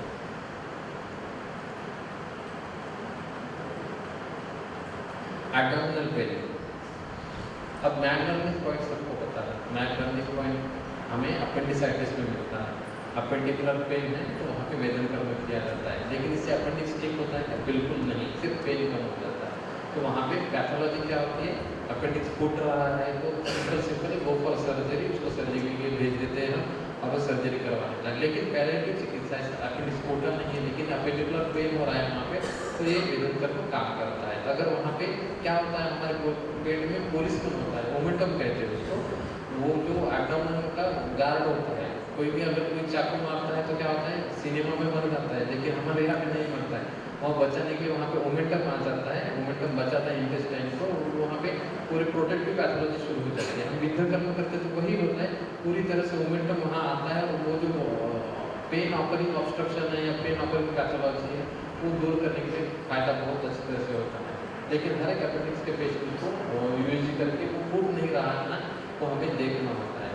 अपेंडिकुलर छोड़ के बाकी अगर उधर शुरू है तो हमें अम्बिलिकस के नीचे 4 अंगुल हम वेदन कर्म करते हैं, इसका उपयोग ज़्यादा होता है। इसका उपयोग मैं इन्फर्टिलिटी के केसेस में बहुत ज़्यादा करता हूँ, क्योंकि पित्तस से स्वेदक श्रुति होता है, ऐसा वर्णना है। अनुष्टुप्ल और अम्बिलिकस के नीचे 4 अंगुली वाला और ये कोलाइटिस वाला, ये हमें पेशेंट जब हमें पक्वाशय दृष्टि की वजह से हमें ज़्यादा पेशेंट मिलते हैं, ऐसे समय में इसका उपयोग होता है। और ये just fear fight and flight mechanism जो होती है ना, जस्ट लाइक सेल्फ स्टीरॉयड जैसा इसका रिजल्ट आता है पेन मैनेजमेंट में, श्वास विकार में। जैसे कि आपने कभी हैदराबाद गए हो कभी, तो वहाँ पे मछली डालने की ट्रीटमेंट होती है, कभी आपने टीवी वगैरह यूट्यूब में देखा होगा, तो मछली जिंदा मछली डाली जाती है और एक साल तक पेशेंट को अस्थमा नहीं होता है। पूर्णिमा के एक दिन आते हैं वो और वो चिकित्सा होती है। तो श्वास, क्योंकि लोकल वहाँ पे एड्रेनलिन सीक्रेट होता है, खुद का 0.1 मिलीग्राम भी फियर फाइट फ्लाइट मैकेनिज्म से जो तैयार होता है, एड्रेनलिन वो ज़्यादा काम करता है, तो ये सारे इसमें उसका भी रोल ज़्यादा आ जाता है। जैसे माउथ के बारे में बताया, अधोजिह्वा हमने देखा, तो दंत विकार में वहीं पे आया है अधोजिह्वा वेदन, तो नीचे वाली डेंटल आर्क का तो अधोजिह्वा से हो गया, लेकिन ऊपर वाले डेंटल आर्क का अगर पेन टूथ पेन है वहाँ पे दिया है दंत मांसा, नहीं वेदन, दंत मांसा जहाँ पे वेदन दर्द हो रहा है उसके दंत मांसा के ऊपर वेदन कर्म किया जाता है। Instantly pain management, the most pain is tooth pain, ऐसा बोला जाता है हमारे एमसीक्यूज में। तो वहाँ पे सिंपल है, छोटा सा स्रोत से छोटा सा ब्लीडिंग हो जाता है वहाँ, लेकिन दर्द इतनी सडनली कम हो जाता है। उसका एग्जाम्पल यानी मेरे सामने जो डेंटिस्ट था वो छोड़ के चले गया है, क्योंकि दर्द इतने जल्दी कम होता है। अगर नहीं हुआ है तो सिंपल है, क्या है, वहाँ कफवात संप्राप्ति होती है या कृमिदंत होता है, तो वहाँ पे अग्निकर्म किया है। क्या है ग्रंथ में, ग्रंथ को छोड़ना नहीं, पिप्पली अजाशोक गोदंत शरशलका त्वगताना इतर लोहाः मांसगताना क्षौर तैल गूढ़ स्नेहा संधि अस्थिगताना। दांत क्या है? अस्थि है, तो वहाँ पे स्निग्ध अग्निकर्म होता है। तो तेल का तो अग्निकर्म हम करने के लिए बहुत दिक्कत आ जाएगी, तो वहाँ पे हम मधुशिष्ट रखते हैं, वो स्निग्ध होता है। मधुशिष्ट यानी मोम, मधुमक्खी का मोम, वो रख के उसको हम अग्निकर्म करते हैं। अग्निकर्म करने के बाद क्या होता है, वो गर्म हो जाता है, सूक्ष्म भी उसका गुण है, और वो अंदर जाके सूक्ष्म स्रोतों पे जाके यहाँ पे कफ वात संप्राप्ति है, अवरोधक संप्राप्ति है, वहाँ अग्निकर्म इम्पोर्टेंट होता है। शूलग्न काम करने के लिए स्निग्ध इम्पोर्टेंट होता है, तो वो स्निग्ध दाह वहाँ पे कार्य होता है। और हेम शलाका यानी सुवर्ण शलाका, ये भी धातु पोषण शलाका है, तो दंत मांसानी वर्ण है, ऐसा वहाँ पे वर्णन है। तो वहाँ पे शूल जो विद्यकर्म से नहीं रुका है, वो दंत अग्निकर्म से तुरंत रुक जाता है। अभी शूल भी रुक गया वहाँ पे, वो उसको क्या करना है, तो आया है लाक्षा अग्निकर्म है, लाक्षा पूर्ण है, तो लाख जो है, लाक्षा जो है हमारे महाभारत में आई थी, तो वो लाक्षा बाहर रख के उसको अगर हम देते हैं तो लाक्षा इतनी अच्छी तरह से पकड़ लेके आप अखरोट भी तोड़ सकते हो, इतनी अच्छी तरह से टूट जाएगी। डेंटिस्ट ने फोन किया, सर वो काला काला निकालूं कैसे? मैं कभी नहीं पता था गर्म करके निकलेगा, वो गर्म करने से निकल जाता है। सिर्फ कॉस्मेटिकली ब्लैक दिखता है, अगर इसको आपको सफेद करना है तो डेंटल सीमेंट का एक लेयर आपको 200 रुपये मिल जाता है, वो लेयर लगा सकते हो आप, लेकिन पूरी तरह से वो कॉस्मेटिकली छोड़ के पक्का बाकी पूर्ण बहुत अच्छी तरह से हो जाता है। ये ओपरी बेसिस पे हम करते हैं। करना है, कर्ण विकर्ण, कर्ण शूले वैद्य। अब देखिएगा कितनी डेप्थ में मैं बात बताता हूँ, जो सीनियर प्रैक्टिशनर है उनके लिए बताता हूँ। अब कान एक ही है, बराबर, कान एक ही है, कर्ण पृष्ठ तो अधर एक मर्म है, उसका नाम है विधुर मर्म, बराबर। अब कर्ण पृष्ठ तो अधर विधुर मर्म है, विधुर मर्म के ऊपर और नीचे ऐसा वेदन कर्म दिया है। हमारे यहाँ पे ग्रंथ अलग अलग है। सुश्रुत संहिता में बताया है कि ये स्नायु मर्म है, अब वागवट जी बोल रहे हैं धमनी मर्म है। अब दोनों में से किसका सही माना? दोनों में से एक गलत होगा? नहीं, दोनों भी सही है, दोनों भी सही है। कैसे सही है मैं बताता हूँ। वागवट जी बोल रहे हैं कर्ण पृष्ठ तो अधः विधुर मर्म, और उसके ऊपर हम आधांगुली वेदन कर्म करेंगे कर्ण बाधिर्य में। सुश्रुत जी बोल रहे हैं कर्ण पृष्ठ तो अधः स्नायु मर्म है, वो विधुर मर्म है, और उसके नीचे आधा अंगुली है, मर्माश्रित भूमि वेदन कर्म करना है केशांत संधि के ऊपर। आप दोनों भी बोल रहे हैं, लेकिन क्या डिफरेंस है? अब देखिएगा संप्रति कैसे है, सीरानुसारिणी भी दोष ही ऊर्ध्व मांगते ही जायन्ते शिरोभागेषु रोगा परम दारुणा। यानी क्या हो रहा है, हमारे यहाँ पे जो भी दोष उत्पन्न हो रहे हैं गलत खाना खाने की वजह से, अग्निदुष्ट की वजह से, सीरा के अनुसार, सीरानुसारिणी दोष ही ऊर्ध्व मांगे थे, सीरा के अनुसार दोष ऊपर आते हैं, और वो धमनी आश्रित होके वो जब तकलीफ देते हैं तो वेदन कर्म करते समय उसके ऊपर आधांगुली वागवट बता रहे हैं, सुश्रुत बता रहे हैं कि रक्तानुसार देखना है, किसी ने मारा है कि यहाँ पे आघात हो गया है, बहुत ज़्यादा आवाज आई है, करना इंद्रिय की दृष्टि हो रही है, तो ऐसे समय में रक्तवात दृष्टि होती है, तो वो स्नायु मर्म है। तो ऐसे समय में आपको कर्ण पृष्ठ तो अध और उसके नीचे वाले जो आधांगुली विस्तार है कर केशांत संधि के यहाँ पे वेदन कर्म करना है। तो सिंपली जब पेशेंट हमें मिलता है जहाँ पे अग्नि की दृष्टि होती है, प्रतिशत जैसा मिलता है, ऐसा समय मिलता है, तो हमें वागवट जी का धमनी मर्म समझ के वहाँ पे अर्धांगुली ऊपर करना है। और वोल्टेज है, किसी ने मारा है, या ध्वनि बहुत करना इंद्रिय का अतियोग हो चुका है, बहुत डीजे के सामने हमने नाचा है, या बहुत संक्रमण किया है, या हवा लग गई है, उस गायमाता पदार्थनाथ प्रपदनाथ भंगाक्षयात जागरनाथ वेगारनाथ विधारनाथ आदि सुशय शैतादि त्रासा तत्खंड बहुत खाया है।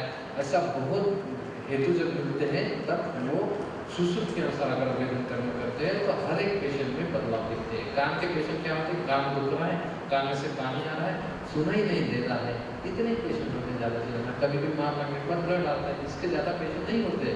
तो छोटे बच्चे जिनको कॉक्लियर इम्प्लांट बोला जाता है, बड़े बूढ़े बुजुर्ग है जिनको सुनाई नहीं देता है, जिनको हीयरिंग एड्स लगाया जाता है, ये सारे पेशेंट में हमें दो वेदन कर्म का उपयोग अच्छी तरह से मिलता है, करना चाहिए। इनफर्टिलिटी आजकल बहुत ज़्यादा है, मैडम ने बहुत ज़्यादा पीसीओडी के बारे में बताया, लेकिन मैं ये बता रहा हूँ एंटीरोसेप्टर स्पाइन है और प्यूबिक सिम्बाइसिस के इसके लैटरल 1/3 ये रजत संघ यानी जैसे मैडम ने बताया ना कि पूरा पेल्विक भर गया, सोनोग्राफी करने के बाद एंडोमेट्रियम भरा हुआ है और रज प्रवर्तनी देने के बाद आती है, ऐसे समय में हम ये लैटरल होल्डर का इस्तेमाल करते हैं। यहाँ पे वेदन कर्म करने के बाद हमें बदलाव दिखते हैं। ये भी मैंने ओवुलेशन के लिए बहुत बार बताया है। हमारे दो स्टूडेंट ने ये एमडी के लिए थीसिस लिया है, अभी सेकेंड ईयर में चालू है। तो अभी तक ऐसे समझ में आया है, जो मैंने पिछले साल ये बताया था कि ये स्लैक्सटिक जो आर्टरीज है हमारे नर्व्स है सॉरी, उसके हम प्लेक्सस को अगर हमने धूपन अभिकरण करते हैं तो जहाँ पे कफवातज अवरोधक संप्राप्ति है, कफवातज धूपन क्रम से वहाँ पे ओवुलेशन हमें 11, 12, 13 3 दिन करने के बाद 14वें या 15वें दिन में जिनका ओवुलेशन अनुवृत्ति साइकिल है, ऐसे पेशेंट में ओवुलेशन देखने को मिलता है। तो हम वो देवदार का चूर्ण लेते हैं और देवदार का चूर्ण जला के उसका जो धूप निकलता है वो गर्म धूप से वहाँ पे धूपन कर्म करते हैं।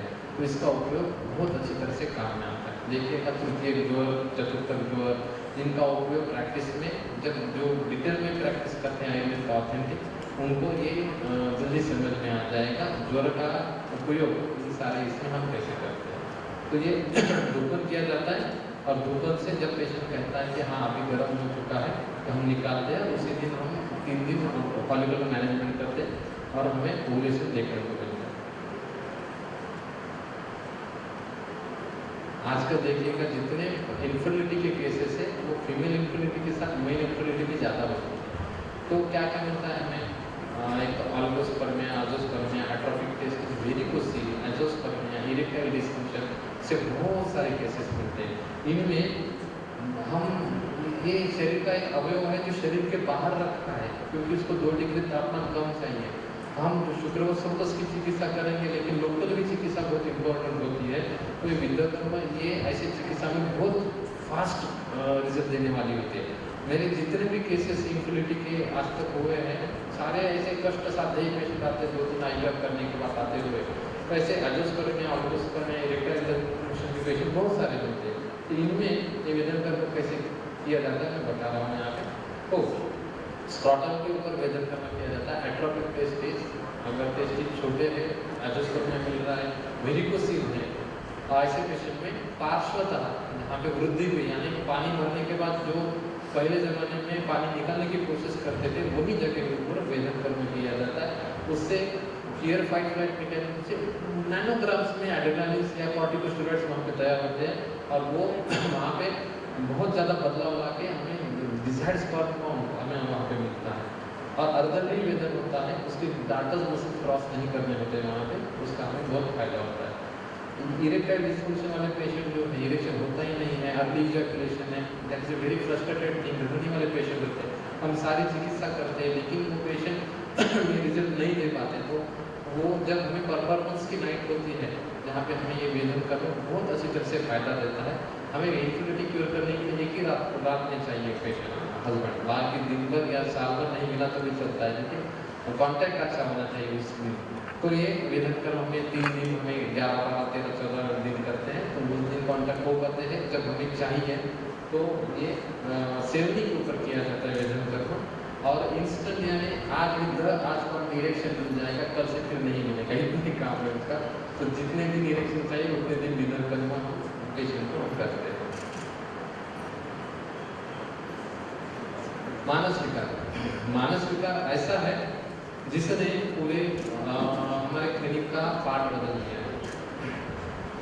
मानस विकार आजकल छोटे बड़े में अलग अलग प्रकार के लेवल पे हमें मानस विकार देखने को मिलता है।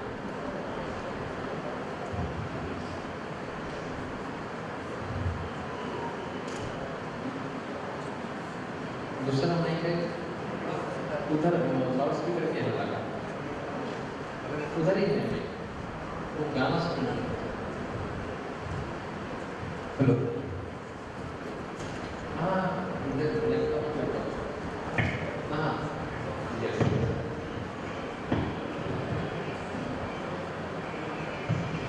एक तुम आप लोगों को गाना सुनाई दे रहा है, एक म्यूजिक सुनाई दे रहा है, ठीक है। छोटी बच्ची है, सेरेब्रल एट्रोफी है, उम्र 6 साल है। सर मेरी बच्ची कुछ काम नहीं करती, कुछ चलती नहीं, कुछ बदलाव नहीं है, सिर्फ पड़ी रहती है। हाँ, एक गाना सुनने के बाद सब वो हलचल करती है। बाकी कुछ नहीं सर, उसको कुछ समझ में नहीं आता, कुछ नहीं करती। क्या करना सर ऐसे बच्चे को?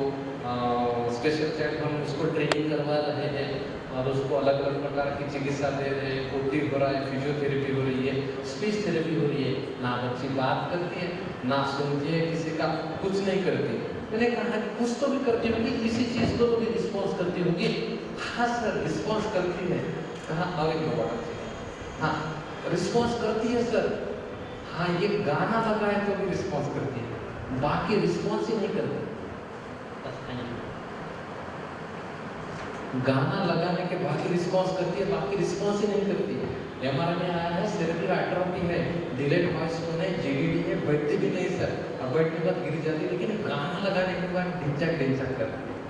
अब जब जन्म होता है शब्द स्पर्श रूप रस गंध तन्मात्रों की उत्पत्ति होती है। देखिएगा हमारे ग्रंथ में क्या दिया है, डिलीवरी हो रही है, डिलीवरी के बाद क्या करना है, जैसा ही जन्म हो जाएगा तो क्या करना है, अश्मनो संघटनम, उसके कान के बाजू में पत्थर बजाओ।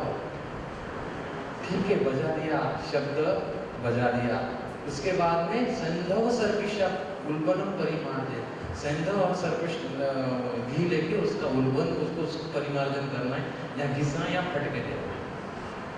ज्यादा मतलब परिचय आया शब्द स्पर्श। उसके बाद उसको रूप उसका अंजन करो, छोटे बच्चे का जन्म के बाद रूप हो गया, उसको पानी कल मात्रा में उसको क्या देना है, नवनीत देना है, मक्खन देना है। बच्चे के हाथ में जितना मक्खन होता है जात मात्रा पैदा होने के बाद उसको मक्खन दो सर, ऐसा ग्रंथ में काश्यप ने बताया है। शब्द स्पर्श रूप रस हो गया और गंध के लिए उसके लिए माला डालो, उसके मदर के पास दे दो। ये जात मात्र परिचय है, आजकल कोई नहीं करता है। और ऑक्सीजन बच्चे को मिला ही नहीं तो क्या हो गया, हाइपोक्सिक इस्चेमिक इंसेफेलोपैथी, यानी ये इंद्रियों के ऊपर आवरण आ गया। बच्चा देख रहा है आईज प्रॉपर, लेकिन वो एक्सेप्ट नहीं कर रहा है, नॉलेज नहीं ले रहा है। उसका इंद्रिय अच्छा है लेकिन इंद्रियों का कर्म है वो अच्छा नहीं है। उसके कान एनाटॉमिकली परफेक्ट है लेकिन बेटा इधर सुन ही नहीं पा रहा है। उसकी tongue is very proper, anatomically very good, लेकिन उसको टेस्ट ही नहीं है क्या खाऊं मैं, क्योंकि वो डेवलपमेंट ही नहीं हुआ। ऐसे सारे इंद्रियों के बारे में देखा गया है। लेकिन हमने पूछा क्या रिस्पॉन्स दे रहा है सर, वो एक थोड़ा सा ये गाना आ रहा है ना उसको रिस्पॉन्स दे रहा है। गाना आ रहा है तो गाना पकड़ लिया, वो गाना रोज बजाओ। ग्रंथ में क्या दिया है, वो पहली स्लाइड मैंने बताई थी, भ्रूण मध्य की शंख के ऊपर वेदन करवाना, बाकी कुछ नहीं। भ्रूण मध्य विषय लगता प्राण मर्म है, वहाँ पे स्तपनी है, उसके आगे वेदन कर्म करो, शंख के यहाँ पे मर्म वेदन कर्म करो। देखिएगा वायु क्या, इंद्रिया नाम उत्तो जगह नियंता कर्मता च मनसः, वायु से अंतर तंत्रधर, और शंख के यहाँ पे वेदन कर्म करो। ये बॉटल सर के मैंने यहाँ पे कुछ, हमारे यहाँ पे 5 इंद्रियां हैं। आप मेरा सुन रहे हो, आप मुझे देख रहे हो, आपने हाथ पे मोबाइल कुछ लिया है, आपने खाना खाया है। हमें समझ में क्या आता है, हमें ज्ञान समझ में आता है, ज्ञान लेते हैं ना हम। वो छोटे बच्चों को सब दिखता है लेकिन ज्ञान नहीं मिल रहा है, सुनाई देता है लेकिन ज्ञान नहीं आ रहा है। तो इंद्रियों तक नहीं पहुंच रहा है उसका इंद्रियों का अर्थ, इंद्रियों का अर्थ शब्द स्पर्श रूप रस गंध, वो इंद्रिय के ऊपर नहीं समझता है। और किसको समझ में आ रहा है, मुझे समझ में आ रहा है, आपको समझ में आ रहा है, आपके मन को समझ में आ रहा है। मन का स्थान हृदय में है, तो बुद्धि ये मस्तिष्क का उत्तम अंग है, लेकिन बुद्धि निवासम हृदय प्रतिष्ठ उन्माद अपस्मार के ऐसे भी संप्राप्ति दिए, तो हृदय तक नहीं जा रहे, उसको समझ नहीं रहे। तो समझने के लिए हमें क्या करना है, भ्रूण मध्य शंख के ऊपर वेदन कर्म बताया गया है। तो इसमें कैसा जाता है, आ रहा है शब्द स्पर्श रूप रस गंध, 5 इंद्रिय है, लेकिन जिह्वा जो इंद्रिय उसके 2 कर्म है, स्पर्श भी आता है और उसको टेस्ट भी समझता है। तो ये चारों स्रोतों का संगम जो है, इसको क्या कहा है, श्रृंगाटक, श्रृंगाटक नहीं चतवारी, ख चतुष्टय संगम है, श्रृंगाटक, श्रृंगाटक से शंख, शंख से मन, ऐसा इंद्रियों का अर्थ का वहन होता है। अगर हम शंख के ऊपर और भ्रूण मध्य के ऊपर वेदन कर्म करते हैं तो हमें कुछ बदलाव देखने को मिलते हैं। अगर हम देखने लगे तो वो कुछ दिन बाद standing with support, walking with support, गिर रही है स्टैंडिंग विद सपोर्ट, 2 माइल्स में बताया क्या है, वॉकिंग विदाउट सपोर्ट। और यही समय में समझ में आ गया कि वो अभी गाना नहीं, वो पिताजी को भी फॉलो कर रही है, पिताजी का भी आवाज आ रहा है उसको। माइक लगा, माइक लगा। अब स्टैंडिंग वॉकिंग विदाउट सपोर्ट, जो हमें माइलस्टोन चाहिए वो मिल रहे हैं।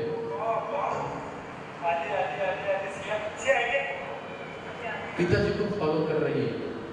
उसके बाद घर वाले बोला सर चल भी रही, सब कर रहे, लेकिन ये हमारा सुन नहीं रही है। सब चल रही, उसको समझ में आ रहा है सब, लेकिन फॉलो नहीं कर रही है सर। फॉलो करने के लिए नेत्र, फॉलो करने के लिए कर्ण, जो मैंने विद्या कर्म पहले बताया है, लेकिन शंख का समझ। पहले क्या किया था, मैं भ्रूमध्य शंख किया था। अब इंद्रियों के अलग अलग, इंद्रियों के प्लस शंख, क्योंकि आगे का व्याधि है। उन्माद में तो पहले हम शंख का वेदन कर्म आया करते हैं, उसके बाद में आगे के इंद्रियों का वेदन कर्म आया है। तो अब सिंपल करने लगे, तो वही गाना चलाया, वही गाना चलाया। उन्होंने वीडियो भेजा सर ये डांस नहीं करती थी, मैं 6 महीने से डांस सिखा रही हूँ, कभी सीखती नहीं थी। लेकिन जब से आंखों के विदर करना शुरू हो गए, शंखा शुरू हो गया, तो उसने उसकी जो फ्रेंड है उसका देख देख के गाना शुरू किया सर। वो बोल रहे सर वो बात नहीं कर रही है, अब बात करने के लिए जिह्वा, जिह्वा बोले गए, शंख और जिह्वा बोले गए। अब लिखने के लिए हाथ में पेन पकड़ने के लिए जो क्षिप्र मैंने बताया, क्षिप्र कर्म का वेदन करो, क्षिप्र मम से उल्टा ABCD लिखना। देखिएगा नॉर्मल स्कूल तक लेके जाने के लिए कितना सही काम किया है। अब घर वाले बोले सर इसको याद नहीं रहता है, याद रखने के लिए वेदन करो। उसने गुरु ब्रह्मा गुरु विष्णु पहली बार याद किया, और जब मैं नेपाल जा रहा था भाग के आगे और मुझे वो सुना कर नॉर्मल स्कूल में जाती, जो कभी चल नहीं पाते, कभी बैठ नहीं पाएगी, उसको पूरी नॉर्मल स्कूल में जा रही है। अब घर वालों के लिए बहुत सही हो गई, घर वाले बोले सही हो गई। लेकिन एक सर दिक्कत है, ये इसके पिताजी को बहुत प्यार करते हैं, पिताजी को लगा घूमने को और ये हंस रही थी, हमें लगता है इसको इमोशन ही नहीं है। मैंने कहा कि इमोशन के लिए कार्य करते हैं, और बोला सर अभी एक लड़की हो गया, मेरे भाई, इसके भाई भी चाहिए, लड़का भी चाहिए। तो उसके पिताजी की माता जी ट्रीटमेंट की और उनको बेटा हुआ, तब ये मेरा बेबी है सर, डॉक्टर इसको सुई मत लगाना, ऐसा बोल रही है। तो इमोशन भी डेवलप अपने आप बाद में होते हैं। मुझे ये कहना है सिर्फ अवरोध आप निकालो, आगे अपने आप कार्य शुरू हो जाता है। ये डेली मोर देन 400 बच्चे के ऊपर काम करते हैं, मोर देन 400 कंटिन्यूस आते हैं। जाने के बाद 100 बच्चे के ऊपर, बीच में 3-4 बार 100 बच्चे के ऊपर, और नानापेट में 100 बच्चे के ऊपर डेली शुरू होता है विद्याकर्म अग्निकर्म, कंटिन्यूसली डेली चालू होता है। दूसरा पेशेंट हमें मिलते हैं ऑटिज्म।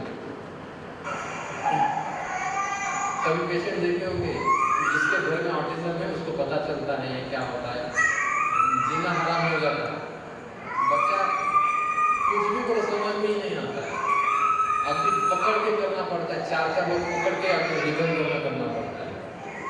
ये ना गोली खाएगा, ना काढ़ा लेगा, ना बस्ती करने के बाद रुकेगा, ना रोहन दे सकते, ना ग्रीचन दे सकते, ऐसी सारी कंडीशन है।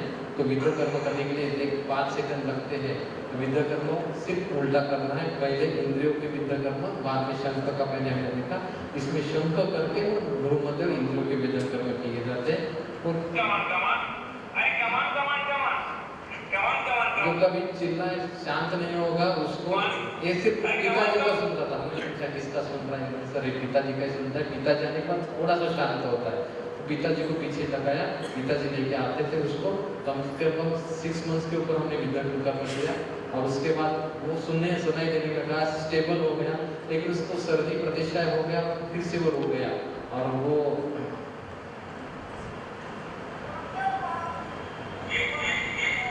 आने को तैयार नहीं है। कितने बोला हिस्ट्री में मिला, नासा अवरोध हो चुका था, प्रतिष्ठा हो चुका था, तो नासा के विधन कर्म में ऐड कर दिए।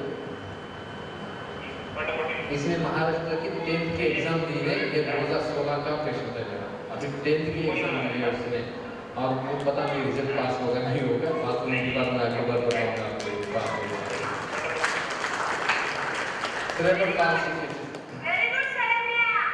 कभी भी हम पहले 10 साल के ऊपर वाले केस नहीं देते थे, 11 साल वाले आए, और करने के बाद बताया उन्होंने कि सर ये चलने में सब बदलाव आए सर 3 महीने में, और सर बात नहीं करती थी, अभी सैनिटाइजर बेचने लगी है, बात नहीं करती थी। सर इसको हम शुरू करेंगे, हमने शुरू किया इसको और फिर धीरे धीरे बदलाव दिखे, स्टैंडिंग विद सपोर्ट, फिर आंखों के विलकर्म नेत्र के लिए बहुत डिटेल में है। मानसिका में बताऊंगा तो कम से कम उसमें 6 घंटे चले जाएंगे, इसलिए मैं शॉर्ट में बता रहा हूँ। और जो भी सहायक लगे ना, एकदम शास्त्र अध्ययन जो कहते हैं ना, एक शास्त्र को नहीं रहना है तो फिजियोथेरेपिस्ट हम लगाते हैं उसको सारी चिकित्सा में। यहाँ पॉज करता हूँ क्योंकि उसने गंदी गंदी गालियाँ भी सीख ली माता पिता की, तो वो थोड़ा फॉरवर्ड करता हूँ। तो ऐसे हमें अलग अलग प्रकार से मिलते हैं। एक्यूरेसी बहुत इंपॉर्टेंट है, देखिएगा ग्रंथ में अभिषंदन अधिमंत्र में दिया गया उपनासिका ललाट अपांग यहाँ पे वेदन कर्म करना है, और फिर बाद में बताते हैं अपांग उपनासिका ललाट। तो आंखों के विद्या कर्म करते समय अगर किसी को आयुर्वेदिक ऑप्थेल्मोलॉजी में काम करना है तो ये थोड़े से डेप्थ में वेदन कर्म के सीक्वेंस के बारे में है। उसका एक ईएनटी का नेत्र चिकित्सा का एक यूट्यूब के ऊपर वीडियो डाला है कि ये डिटेल में कैसे पहुँचे हैं यहाँ पे ऊपर। एक कुछ कटआउट से ग्रंथ के फुटपा के बाद रक्तस्रावन उपनाह ऐसा जो इम्पोर्टेंट होता है, सूर्यावर्त विधि करो, बाद में सीरा गान करो वहाँ के लिए, ऐसे अलग अलग सीक्वेंस है। और लिमिटेशंस वेद्यवादी का सूर्योत्पाद सीरा हर्ष शिपाक अनुपमा क्रिया समाज विपर्य अधिमंत्र अधि अभिषंद, इसके ऊपर ही वेद्य है तो सीख ठीक हो जाओ। अब तो पता है जितने भी चश्मे लगा के बैठे हैं लोग इनके साथ है, आपने किसी ने 150 दर्पण की है, 200 दर्पण की, किसी ने नहीं की, आपको पता है साथ है, लेकिन हम इंग्रोजों ने चश्मा लगा दिया तो खत्म हो गया। तो मेरे पास जो जिनकी शादी होती है, लड़कियों की फिक्स होती है, शादी होने तक उसका चश्मा चला जाता है क्योंकि तभी सीरियस होती है, तब तक नहीं सीरियस होती। ऑपरेशन करने के लिए जाते हैं उसके पहले 4 महीना में देते हैं और पर मंथ 0.75 तक नंबर तो होता है, साथ है। तो नेत्र व्याधि के कॉमन बता रहा हूँ, बहुत डेप्थ है इसमें, लेकिन एक कॉमन निवेदन कर्म करते हैं पटलों के हिसाब से होता है। प्रथम तृतीय पटल के हिसाब से, चतुर्थ पटल का व्याधि असाध्य है, तीसरे जो बताया गया है। तो भ्रू मध्य अपांग संधि के ऊपर एक अंगुली और भ्रू कुछ यहाँ पे वेदन कर्म किया जाता है। हमारे आयुर्वेद में मंडलों के हिसाब से दिया है प्रथम द्वितीय, यानी पक्ष्म शुक्ल, पक्ष्म यानी आईब्रोज आईलैशेस, श्वेत व्हाइट पार्ट, ब्लैक पार्ट, और एक छोटा सा विवरा होती है। देखिएगा आयुर्वेद में क्या होता है, देखो हमारे नेत्र में मसूर यानी सरसों के प्रकार से, सरसों के आकार इतनी ऐसी एक विवरा होती है, उसको हम दृष्टि कह रहे हैं और उसके व्याधि बता रहे हैं, बराबर।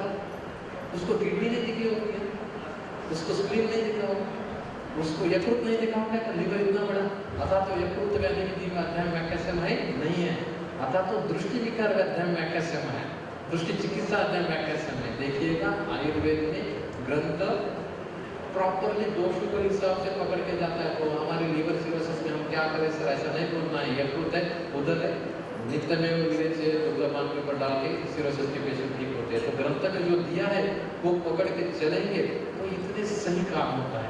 मैं इसके केसेस बताता हूँ। पेशेंट है, मेरा डायबिटिक रेटिनोपैथी का पेशेंट था, उसके ऊपर काम किया था, वो चद्दर लेने से कुछ लगा है, ट्रॉमा हो चुका है, उसको आंखों में ब्लीडिंग हो चुकी थी। अर्जुन है हमारे यहाँ सिंपल सब कंजक्टिव वाली हेमोरेज है, उसको लोकली कुछ ड्रॉप दिया जाएगा, 10-15 दिन में ठीक हो जाएगा। लेकिन हमारे पास पेशेंट आया है, हमारे यहाँ पे सिंपल है, शुक्ल गतिका है, शुक्ल गतिका में सिंपल है, भ्रू मध्य अपांग संधि के ऊपर एक अंगुली, 2 अंगुली और भ्रूपुच्छ यानी अपांग संधि के बाहर। तो ये वेदन कर्म है। ये वेदन कर्म करने के बाद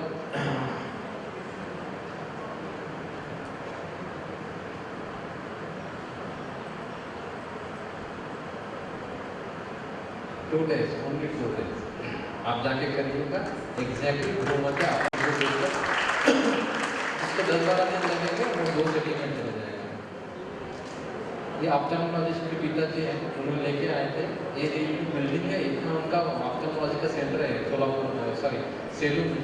तो वो ग्लॉकोमा का विद्याकर्म सीखने के लिए ओपीडी बंद करके 7 दिन मेरे पास थी कि ग्लॉकोमा में कैसे आप करते हैं। उनकी वाइफ को लेके आए थे, तो मैंने भी आधा ही सीखा। तो ये हमें 1 दिन में हमें बदलाव देखने को मिलते हैं बियॉन्ड एक्सपेक्टेशन के। छोटे बच्चों के ऊपर हम सेरेब्रल पाल्सी या ऑटिज्म के ऊपर काम करते हैं। ऐसे करते समय एक एनाप्थेलेमस यानी आंखों की रोशनी नहीं है, आंखों का डेवलपमेंट नहीं है सर, इसको पता नहीं, दिखेगा नहीं जिंदगी में, ऐसा बोला था। और उसके पिताजी ने बोला सर ये 15 दिन हो गए, आंखों को लाइट को फॉलो कर रही, कभी देखती नहीं सर थी। लेकिन ये विद्यार्थी में शुरू हो गया है।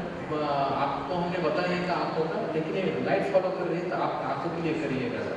वी स्टार्टेड ट्रीटमेंट 10-45 डेज हमने इसको रोज बनाया आंखों के लिए। तो जब लाइट परसेप्शन था तो फिंगर काउंट तक आ गई 45 डेज में। तो हमने इसको पीछे चलाया और उसमें वो पिताजी उसको मराठी में बोल रहे हैं, अभी वो चलती है फिरती है, छोटी छोटी दाने उठाती है। ट्रेन में मेरे पास वीडियो, ट्रेन में खुद जाके बैठी है अपनी सीट के ऊपर और मम्मी के हाथ लेके बैठी है। इसके ज़्यादा हमें क्या चाहिए। ऐसे बहुत सारे हमें मिलते हैं केसेस। एक केस ने मुझे पूरे चित्तौड़ के ऑप्थेल्मोलॉजिस्ट में फेमस कर दिया। एक केस ऐसी थी कि लैगाथ्रामस है, आंखों का काम नहीं कर रही है, प्लस एट्रोफी है, ऑप्टिक एट्रोफी है, प्लस क्या है वहाँ पे कोसिस है ऐसे पेशेंट में, आँख घूम ही नहीं रही है। ये मेरा 2014 का केस था। प्रोफेसर तब थे, प्रोफेसर को एडवर्टाइज करने का ये इतना विद्याकर्म का पेशेंट तेरा सही हो जाएगा। तो फॉलोअप इतना अच्छा लिया हमने पेशेंट का, पेशेंट की विद्याकर्म करने लगे। जो पहले जो लैगाथ्रामस था, आई मसल का पैरालिसिस था, वो हमें चेंजेस दिखने लगे। Not single medicine, not a single medicine, एक भी मेडिसिन नहीं, ओनली विद्याकर्म के ऊपर 60 विद्याकर्म के बाद लैगाथ्रामस विजन सारा क्लियर पेशेंट का हो चुका था। और ये केस ने पूरे ऑप्थेल्मोलॉजिस्ट ने मुझे मॉडर्न के मुझे ये फेमस कर दी थी केस। आपको पता है पुणे में ससुन हॉस्पिटल है, ससुन हॉस्पिटल से हमें 3 मशीन डोनेट हुई है केस के ऊपर। रेटिनोस्कोप, स्लिट मशीन और आई नंबर चेक करने के लिए मशीन। हर बुधवार में हम जहाँ आंखों के दिन में सेवा देने के लिए जाते हैं तो देखिएगा एमबीबीएस का बहुत बड़ा हॉस्पिटल, वहाँ से एक रेसिडेंट हर फर्स्ट बुधवार को हम जो केसेस चेक करते हैं वो चेकअप करने के लिए आते हैं। हम चिकित्सा करते हैं, वो चेकअप करते हैं और कहते हैं कि ये पेशेंट आपके ठीक हो गए, ये हम सर्जरी के लिए लेके जा रहे हैं। तो that is a big achievement. हमने 10 साल से हम कोऑर्डिनेशन में काम कर रहे हैं और ऐसे अलग अलग चेंजेस हम देते हैं। कि जैसे रेटिनल ब्लीड है, और रेटिनल ब्लीड होने के बाद विदिन 7 डेज में विदाउट एनी ट्रीटमेंट विद्याकर्म से बदलाव दिखते हैं। तालबे वजन नहीं आ रहा है।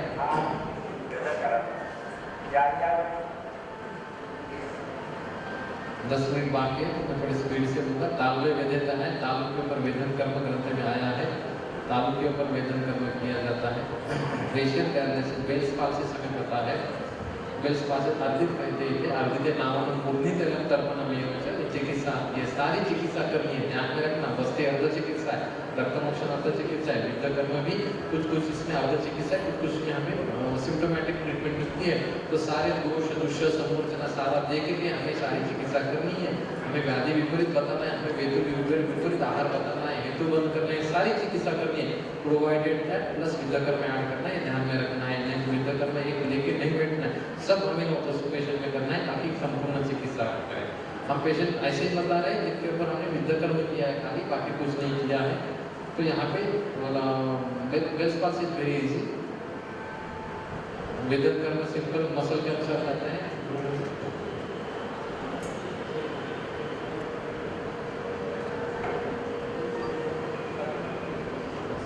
5 मिनट है मेरे पास, मैं थोड़ा सा फास्ट करता हूँ।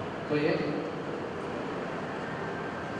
बेल्स पाल्सी में साबुन के अंदर दिखाई देता है चेंजेस आने में। इसमें अगर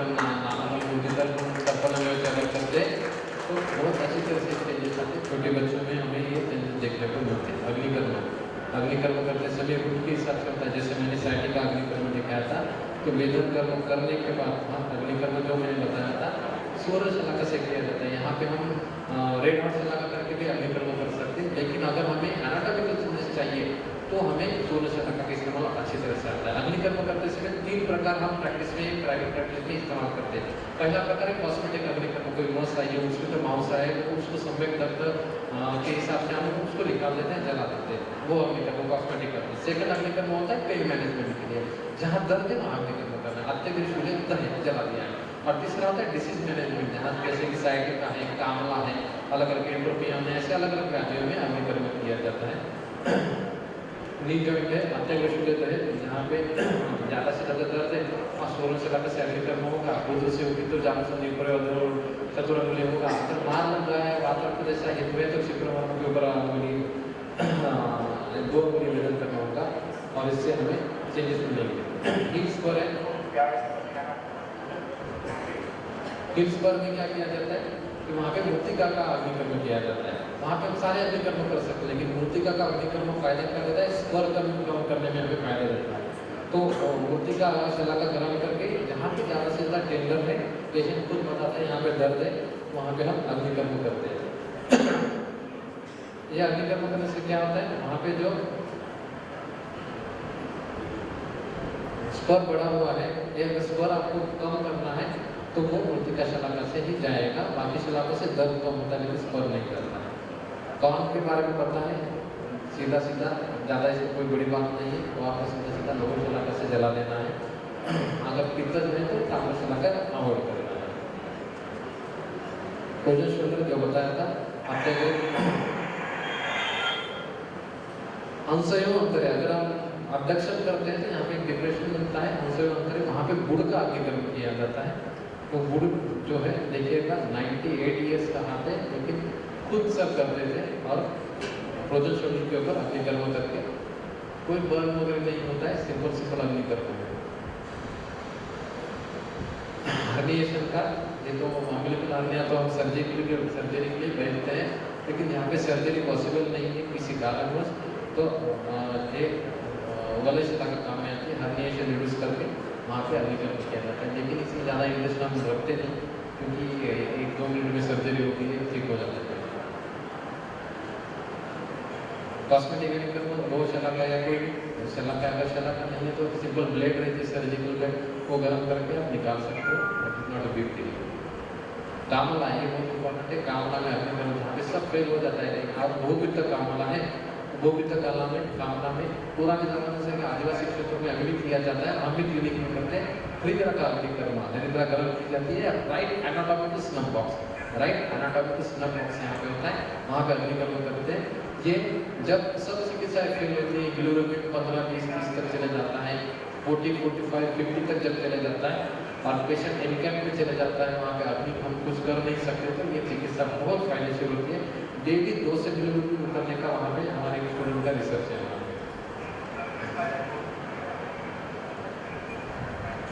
right anatomical snub box, right anatomical snub box जो नाक का, वहाँ पे अग्निकर्म किया जाता है।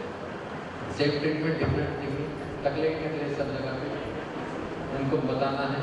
बहुत लोग PRP में सारी चिकित्सा करते हैं, लेकिन हमने एक पेशेंट के ऊपर शुरू किया था, डॉक्टर से चले जाने के बाद हमें रैंडम कर रहे थे पहले, और उसमें ही रिजल्ट हमें बहुत सारे मिलते थे। तो एलोपेशिया एरेटा जैसे पेशेंट मिलते हैं आजकल हमें, टोटैलिटी फीवर से बहुत सारे अगर प्रकार है जिंगल होते थे, तो सिर्फ 6 ही विद्युत होते हैं और पूरे के पूरे उसके बाद आते हैं। तो इसके पीछे लगना चाहिए, ये 6 पॉइंट होते हैं, इसमें करेंगे ये 6 पॉइंट होते हैं, ध्यान रखना ये 6 पॉइंट ही काम में आते हैं। बाकी लोग 100 PRP जैसा विजन कर्म करते हैं वहाँ पे, लेकिन 6 पॉइंट सब छान के हमने ये 6 पॉइंट डिसाइड किए हैं।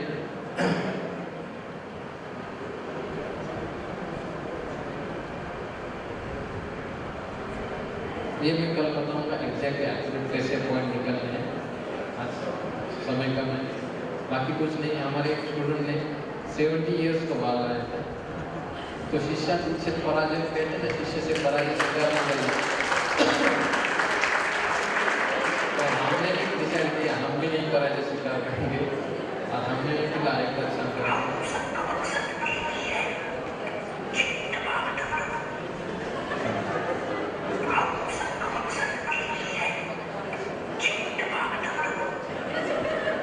प्रैक्टिस इंक्रीज होती है, इससे बहुत ज़्यादा सारे बॉलीवुड एक्टर्स हैं, हमें पुणे में बॉलीवुड डॉक्टर समझा जाता है, क्योंकि हर महीने में कोई ना कोई बॉलीवुड का काम, जो जिसको काम नहीं मिल रहा है ऐसे स्टार कोई ना कोई आता है। तो एक ही एम है, सबको सिखाना होता है, जो हमें आता है वही ना होना रहता। अगर कोई गलती हो चुकी होगी वो मेरी होगी, आयुर्वेद की नहीं है वो, और कुछ अच्छा लगेगा वो आयुर्वेद रस्ता बात के।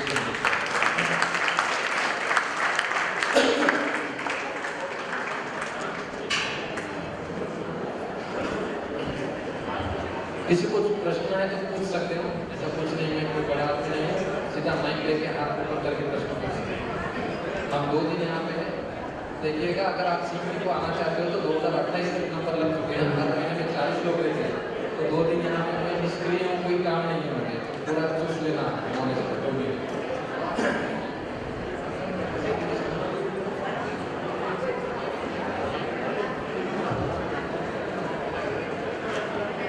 किसी को जो भी प्रश्न है तो पूछ लेना, माइक पे देना, वो साथ में हो जाएगा। माइक पीछे पास कर दीजिए जिनको भी प्रश्न है।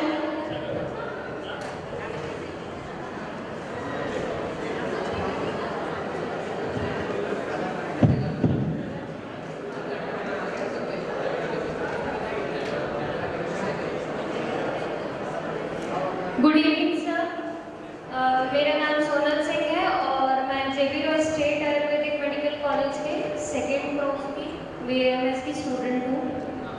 सर, आपने जो डिजीजेस हमें बताई थी वो बहुत बड़ी वैरायटी की, बहुत ज़्यादा अलग अलग स्पेक्ट्रम है इस ट्रीटमेंट का। तो मेरा क्वेश्चन है कि क्या कोई ऐसा एस्पेक्ट है या कोई ऐसी डिजीजेस है जो इस अग्निकर्म या विकर्म की लिमिटेशंस बन जाती हैं? देखिए, हर व्याधि में लिमिटेशंस होते हैं। जैसे कि हम कहेंगे कि जैसे अब मैं गायनेकोलॉजी का कुछ बोला नहीं है, मैं यहाँ पे थायराइड का मैंने कुछ बताया नहीं। अब थायराइड के पेशेंट है, थायराइड के विद्यालय में आए हैं कक्षा पुरुषों मध्य। अब किसी थायराइड का पेशेंट है, थायराइडाइटिस का हम विद्याकर्म करते हैं, उसके सिर्फ रिपोर्ट ठीक हो जाते हैं, डिसीज ठीक नहीं होता। ऐसे भी मिलता है हमें। पीसीओडी का जैसे हम बता रहे थे कि पीसीओडी के ऊपर मैं बहुत बात कर सकता हूँ, लेकिन मेरा आज का विषय नहीं था। लैटरल लिवर जो विद्याकर्म करते पेशेंट के विद्याकर्म करने के बाद पीरियड्स आ जाते हैं, घर तक जाने तक पीरियड्स आते हैं, जिसके 4 महीने पीरियड्स नहीं है, लेकिन वो ठीक नहीं हुए, वो सिर्फ पीरियड्स आए। तो ऐसे बहुत सारे लिमिटेशंस होते हैं हर केस में। जैसे अस्थमा व्याधि है, अस्थमा व्याधि में हमने विद्याकर्म किया, पेशेंट को अच्छा लगा, इसका मतलब वो ठीक हुआ या नहीं हुआ, मैंने सिर्फ सिम्टम ठीक किया, वो कल हेतु लेने के बाद फिर से वो होने वाला है। तो विद्याकर्म बेसिकली हमें हमारे सारे चिकित्सा सूत्र में, सक्रिया काल में एक कुछ देने वाली चिकित्सा है। अगर हम ऐड करते हैं बाकी सारी दोष विषय परंपरा के साथ में रख के चिकित्सा करते, तो स्पीड जो है हमें ट्रीटमेंट में चाहिए वो पेशेंट को मिल जाते हैं। पेशेंट भागता नहीं, तो 3-3 महीने पेशेंट टिकते नहीं और आते नहीं, ऐसा है। तो टिकाने के लिए, इंस्टेंट रिजल्ट देने के लिए, पेन मैनेजमेंट के लिए, जैसे आंखों के बारे में मैंने बताया, जैसे डिस्प्लिनरी है पेशेंट को, उसको दर्द हो रहा है, एक पीरियड का चले जाएगा दर्द, अगले पीरियड फिर से करेंगे, तो इसलिए बार बार हम पेशेंट